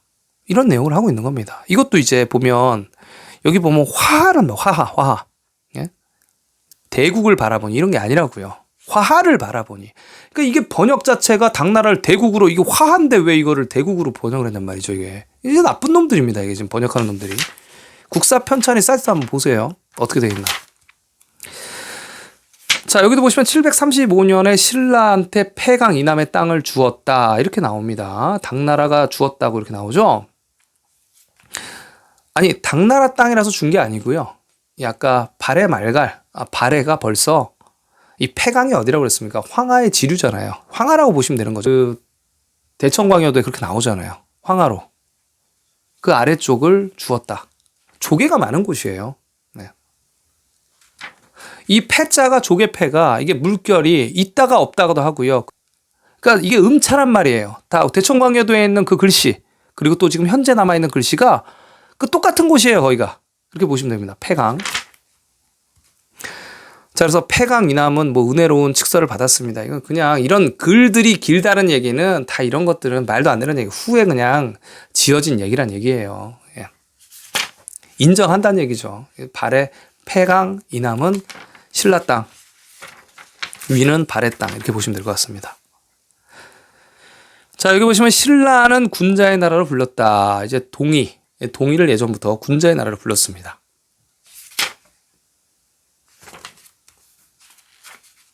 자, 쇠뇌가 또 나오죠. 자, 이거를 동해에 뿌렸다. 이 동해라는 지역이 있습니다.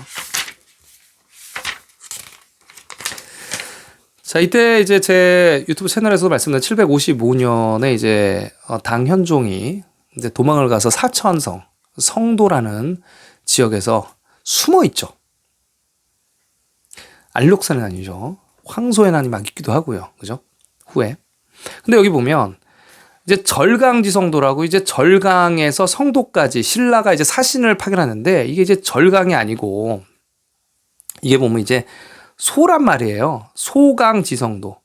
제 영상에서 이제 절강을 다르게 표현했다 이렇게 얘기를 해드렸는데 이게 이제 절자거든요. 그러니까 요 글씨만 살짝 없애도 누가 봐도 근데 절강인데 이 절강이 조선의 사가들이 역사가들이 절강하면 너무 티나니까 비슷한 글씨. 누가 봐도 이게 지금 소강이 없어요. 이런 강이. 이게 번역을 지금 대부분 다 뭐라고 하냐면 양자강이라고 한단 말이에요. 지금. 예. 양자강에 있는 게 절강밖에 없어. 이게 다 보면 절강으로 읽어야 서 절강에서 쭉 양장을 타고 올라가서 성도까지 가서 당현종을 보고 왔다. 이렇게 해석을 하는 게 옳은 해석입니다. 청주 막 나오죠. 청주를 강주로 했다. 청주가 어딘지 말씀을 드렸죠. 산동반대 그 청주입니다. 완산주는 전주다. 무진주는 무주다. 완산주 전주. 전주가 어디죠? 백제의 그 전주, 후백제의 전주 아닙니까? 지금 꾸일인 유현진호 5월에 월당의 꾸일인이라고 개수나무 개자 9층 탑이 남아있는 그 꾸일인의 북쪽이 바로 전주예요. 후백제의 전주라고요. 후백제의 전주 완산주. 그 위에 있는 뭐예요? 무진주. 이거 무한이란 말이에요. 무한을 무진주로. 거기에 광주가 있어요. 광주가 있고 광산이 있습니다. 한반도랑 기가 막히게 비슷하죠. 그죠? 이렇게 보시면 될 것 같습니다. 자, 양산, 양저우입니다.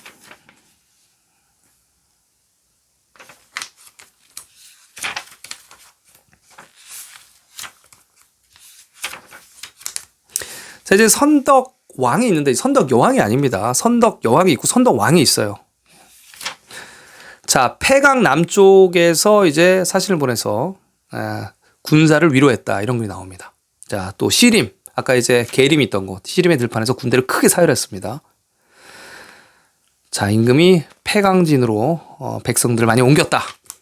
자, 이런 글이 나오죠. 자, 벽골제 대륙에 있다고 말씀드렸습니다. 증축하였다. 전주 등 7주에서 사람을 징발해서 공사를 하였다. 이런 기록이 나와 있고요. 이제 이거는 신라 이제 거의 후기입니다. 애장왕 나오고요. 이제 800년대고요. 자, 가야에 해인사를 창건했다. 이 해인사는 바다 해제죠. 이 바다예요, 바다. 그러니까 물길이 있어야 된단 말이죠. 우리나라 해인사 어디 있나요? 여러분 어딘 줄 아시죠? 가야산, 가라산의 해인사. 그쪽에 양장 아래쪽에 다 물결이잖아요. 그렇죠? 해인사. 자, 일본군과 우호 관계를 맺었다. 자, 여기 보시면 이제 대부분 뭐라고 나오냐면 이제 왕을 계림주라고 나와요. 계림주 영해. 이렇게 나옵니다. 이제는 낭랑이라는 글씨가 나오지 않아요. 낭랑을 잃어버렸거든요. 발해가 차지하고 있었기 때문에 말이죠. 자, 왕들이 이때부터는 이제 오래 제위를 못합니다. 신라 후기로 가면. 자, 여기 819년에 뭐라고 되어 있냐면 이제 이 787년부터 신라의 일식 기록이 한반도에서 나타나는데요. 신라 후기죠. 787년도부터 시작해서 여기 보시면 이제 운주절도사. 이 운주라는 게 어디냐면 이제 중국 산동반도 쪽으로 쭉 가면 이제 동평호가 있습니다. 예.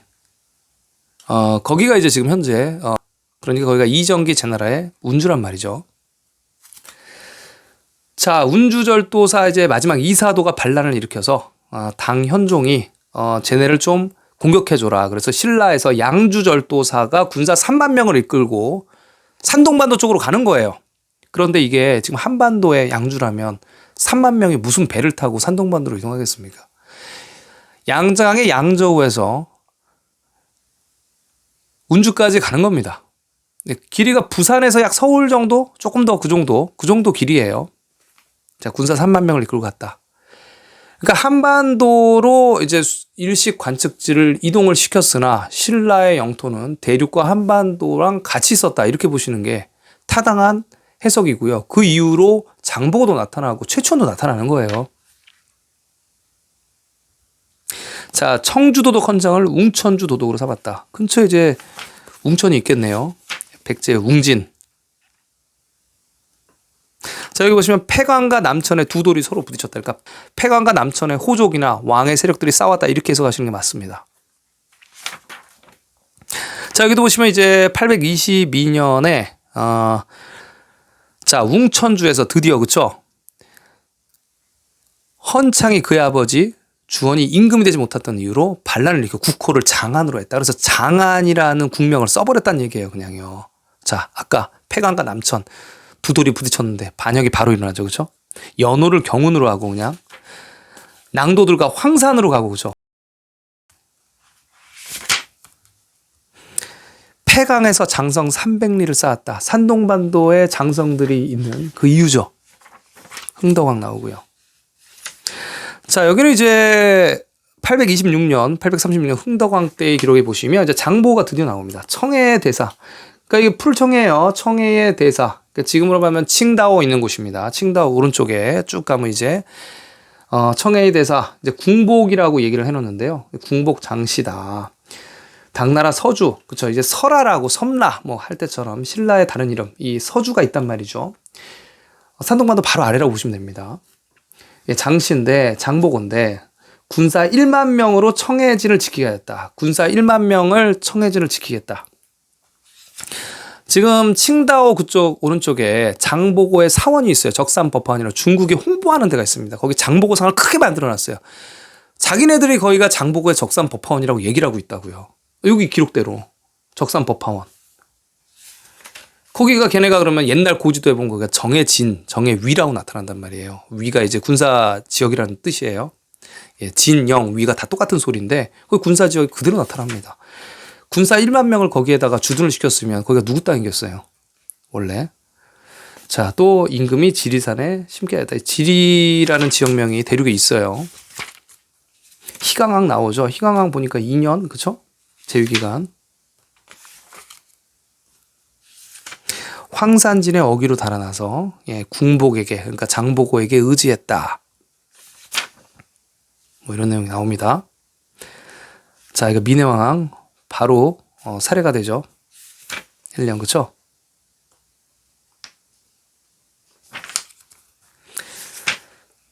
자, 여기서 이제 신라 이제 신무왕 김우징이라고 하는데 이제 장보고에게 이제 시급 2,000호를 주어서 이제 그쪽에 이제 감의 군사로 봉하였는데 여기 보시면 이제 또 이런 글이 나옵니다. 7월 당나라에 사신을 보내서 치청절도, 칠청은 산동반도에 있는 지역명입니다. 치청절도사에게가 아니고 치청절도사에서부터의 노유비를 주었다는 얘기예요. 이게 지금 번역을 제대로 안 한다는 얘기죠. 여기 보시면 그런 얘기 없단 말이에요. 치청의 절도사에게 이제 노비를, 치청절도사의 노비를 당나라에 보내주는 거란 말이에요. 당나라 땅이 아니고 번역을 똑바로 해야 된단 말이죠. 자, 그랬는데 당나라 황제가 안 받아서 돌려보내줬다. 이 얘기입니다.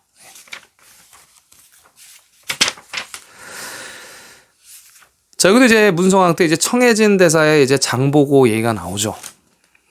진해의 장군으로 삼았다. 이제 진해라는 건 이제 김해 다른 글씨예요. 김해 진해예요. 그래서 양자강에 실제로 지금 김해고 거기가 그다음에 아까도 말씀드렸듯이 김강, 금강이 있고 거기가 이제 진해고 거기가 다 김진이 같이 있는 곳입니다. 지금. 여기도 이제 계림이라고 계속 나오죠. 낭랑이라는 말이 안 보이죠. 낭랑을 발해한테 이렇다는 얘기입니다. 여기도 보시면 이제 이 왕이 여기 아까 문성왕이 이제 약속대로 이 장보고의 딸을 이제 두 번째 왕비로 삼고자 했으나 신하들이 급구 반대했다는 얘기죠. 천한자의 딸을 어떻게 왕비로 말습니까? 그래서 장보고가 반란을 일으키는 거예요. 약속과 다르게 왕이 행하지 않는다. 그래서 염장을 지르죠. 염장이라는 사람이 파견이 돼서 장보고를 죽였다는 얘기입니다. 그래서 우리가 지금도 염장을 지른다 이런 얘기가 남아있죠. 이 한자는 후에 바뀌는 거예요. 이거는 상형문자란 말이에요. 여러분 똑바로 하셔야 됩니다. 한자는 상형문자예요. 음성을 표시할 수가 없는 문자예요. 음성을 똑같은 한자 하나의 글씨로 하나의 문자로 표시할 수 없는 글자가 굉장히 불편한 글자가 한자라는 걸 반드시 아셔야 돼요. 국어 표준원에서 마음대로 정한단 말이에요. 원래 우리가 알고 있는 그 한자, 우리가 알고 있는 그 언어가 우리의 마음속에 각인된 그 속담, 그 언어의 기원이 맞는 거란 말이에요. 염장을 지른다. 장보고 올게 부의 상징. 그렇게 보시는 겁니다. 자, 청해진을 없애고 그곳 사람들을 다 벽골군으로 옮겼다. 장보가 살해된 내용입니다. 자, 이로부터는 이제 신라 말기라서 왕들이 금방금방 죽고 바뀌어요. 네. 뭔가 반란을 모의하다가 삼족을 멸하고 반란을 모의하고 왕비가 죽고 갑자기 임금이 돌아가시고 모반을 하고 이런 내용이 굉장히 많이 나타납니다. 신라 후기입니다. 최치원이 드디어 나오고요. 자, 진성여왕이 나와요. 진성여왕도 오래 제위를 못했죠. 헌강의 여동생이다. 그래서 뭐 음란했다 뭐 이런 내용도 나오고요. 자, 여기부터 이제 891년부터 이제 그 북쪽의 들판에 두목 양길, 그래 그의 부하 궁예가 나타나죠. 완산의 도적 견훤. 완산이 어디죠? 예, 전주죠. 그리고 그래서 후백제라고 스스로 일컬고 무주의 동남쪽의 군영이 그에게 투하였다. 무주가 어디입니까? 무한이에요. 예, 무한이고 그쪽이 나주 근처고요. 그 위가 바로 광산입니다. 광주고. 자, 궁예가 북원으로부터 하슬라에 들어오니, 하슬라가 아까 제가 황하가 있는 쪽이라고 말씀드렸잖아요. 궁예가 북원으로부터 하슬라에 들어왔다. 이렇게 얘기를 하고 있죠. 자, 도적들이 신라의 서남쪽에서 봉기하였다는 얘기예요. 서남쪽이면 어디입니까? 네, 서남쪽에 봉기하였다. 또 여기도 보면 또 황산에 장사를 지냈다. 자, 이렇게 나옵니다. 자, 신라의 거의 후기입니다. 궁예가 송악군의 도읍을 정했다. 이제 소나무가 많은 곳에 도읍을 정했다는 얘기죠. 자, 북경 근처예요, 다요. 자, 여기 보시면 이제 궁예가 양길의 군사가 무너져 도주하였다. 그래서 이제 여기 보면 국원도 나오고 청주도 나오죠. 청주가 아까 칭다오 그쪽 위에 청주라고 그랬잖아요. 청주가 궁예에게 성을 바치고 투항했다. 이제 신라의 북쪽을 궁예가 차지하는 것을 알 수 있어요. 자, 드디어 이제 궁예가 이제 왕이라고 일컬었고요. 자, 그다음에 후백제의 견훤. 후백제의 견훤은 이제 금성 남쪽으로 군사를 이동하여 인근의 부락을 약탈한다. 금성이면 이제 신라의 수도가 금성입니다. 금성월성 이렇게 되잖아요. 왜냐하면 그쪽에 이제 무한 쪽, 그다음에 후백제의 전주 쪽 그쪽을 차지했기 때문에 자, 금성 남쪽으로 공격을 했다. 이렇게 보시면 되겠습니다. 자, 궁예는 뭐 이제 국호를 얘기를 하고 있고요. 자, 여기 보시면 이제 궁예가 장군에게 명령해 병산을 거느리고 진도를 함락하고 또 고위도성을 격파하였다. 그래서 견훤이 보병과 기병을 거느리고 나주성을 포위했다. 자, 이렇게 해서 전투를 벌이는 장면인데 이 견훤의 나주가 어디냐면 여러분은 무한 근처라고 보시면 됩니다. 그러니까 양자강의 중류쯤 보시면 되는 거예요. 네. 적벽대전 그 펼쳐지는 곳 있잖아요. 그 근처입니다. 그쪽 산이 많고 강이 구부러진 곳이에요. 나주성. 자, 궁예가 수군을 보내어 그를 습격하니 수군이 있어야 되는 거죠. 이게 한반도 같은 경우를 여러분 보시면 지역명이 말이 안 돼요. 예, 지역명 후삼국에 대한 지역명이 보시면 여러분 정말 이게 골 때립니다. 이 좁은 땅덩이에 나누라고 정말 고생 많이 했죠. 수군이 있단 말이죠. 자, 견훤이 군대를 이끌고 도망갔다. 이런 내용이 나옵니다. 자, 신덕왕, 아탈랑왕의 먼 후손이다. 이렇게 나옵니다. 자, 이제 917년에 이제 여기 보시면 궁예가 피살이 되고 이제 고려의 왕건이 드디어 왕에 올라 원년으로 삼았다. 918년 고려의 건국이죠. 상주의 도적, 상주면 이제 말씀드렸습니다. 양주, 거기 아래쪽이 상주라고 양자강 쪽에 말씀드렸어요. 거기가 이제 상주가 왕건한테 항복했다는 얘기예요. 거기 이제 호족이. 네. 자, 이제 태조가 이제 왕건이 송악군으로 도읍을 옮겼다. 북경 근처. 거기 이제 왕건이라는 지역명이 남아있잖아요. 거기가 이제 고려의 서경인 거예요. 그리고 고려의 이제 7대 실록부터 시작해서 초기의 100년간의 기록이 불탔단 말이에요. 고려 건국 100년간의 기록이 불탔습니다. 거란의 침입으로, 요나라의 침입으로 불탔어요, 여러분. 자, 여기 보시면 이제 강주 장군이 태조에게 항복했다. 아까 강주 어디라고 그랬습니까, 여러분? 예. 산동반도 청주 쪽이라고 얘기를 했잖아요. 거기 기록되어 있잖아요. 예, 거기가 태조에게 항복했다.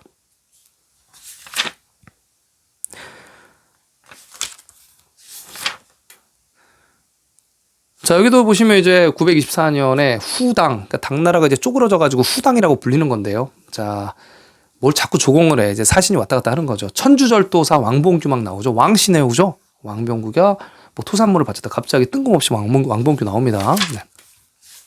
왕봉규를 왕건으로 보기도 합니다. 자, 경혜왕 나오고 후백제의 군주 견훤이 이제 아직도 건재하죠. 자, 왕봉규 막 나오고 있고요. 자, 당시에 이제 이 견훤이 이제 후백제의 견훤이 겨울 11월이면은 지금으로 따지면 12월 됩니다. 이게 이제 음력이란 말이에요, 다. 12월인데 이제 이 신라의 금성을 공격을 하는 거죠. 금성을 공격하는데 임금과 왕비가 모두 포석정에서 연애를 베풀고 즐기고 있었다. 자, 12월 추워 죽겠는데 이 포석정 말고 석정이라는 지역명이 굉장히 많이 나타나요. 전 지역에 다 있어요. 석정에서 있다가 잡혀 죽었겠죠. 자, 그래서 견훤은 임금을 핍박하게 하고, 자, 그 다음에 임금은 자살을 하고 왕비는 강간을 당하고, 예, 모두 엉망이 된 거죠. 그래서 이제 견훤이 드디어 이쪽 신라의 이쪽 지역을 접수를 하게 되는 겁니다. 자, 이 후백제는 이제 양산에다가 성을 쌓고 있죠. 자, 위쪽에 이제 왕건이 있으니까요. 예, 양산에다가 성을 쌓고 양자강 쪽이라고 말씀드렸어요. 자, 여기도 보시면 이제 동쪽 바다 연안의 주와 부의 군락이 왕건에게 항복했다 이렇게 나옵니다. 예, 동해 쪽이죠. 동해 바다. 이제 둘이 전투할 일만 남았네요. 자, 여기 운주가 이제 이 이전기의 운자로 보시는 게 합당합니다. 네. 산동반도의 그 운주로 보시는 게 합당하고요. 여기부터는 이제 그 신라를 고쳐서 경사로운 땅 경주로 붙였고, 옛날 이제 우리 조선에서 만든 1660년 지도에는 지금 일식기록의 중심지 대륙의 양자강 쪽 지금의 합비시가 경주로 표현이 되고 그 아래 지역이 아직까지 안경으로 불립니다. 편안할 안 경주 경자. 그래서 안경으로 지금 현재도 불리고 있어요. 네, 경주다. 자, 그래서 여기서부터는 이제 신라가 이제 멸망한 기록들이 나와요. 네, 멸망한 기록들이 나오고요. 이제 아까 왕건이 견훤의 아들들이 반란을 일으켰기 때문에 이제 견훤이 왕건한테 항복을 하죠. 그리고 이제 흡수가 되고요. 신라에는 처음부터 56명의 왕이 있었고요. 그 다음에 또 이 신라의 김씨는 시조가 김알지로, 김씨의 시조를 김알지로 모시고 있죠. 자, 이렇게 해서 자, 신라 봉기에 대한 해석이 끝났습니다. 자, 여러분, 제대로 아직까지 신라 봉기를 일식과 맞춰서 해석하는 사람이 없었습니다. 여러분, 지금까지 보신 신라 봉기의 내용 어떠십니까? 자, 댓글 많이 달아주시고, 이제는 후에 고구려 봉기, 백제 봉기, 그 다음에 또 장수편 추후에 더 자세하게 또 설명해 드리도록 하겠습니다.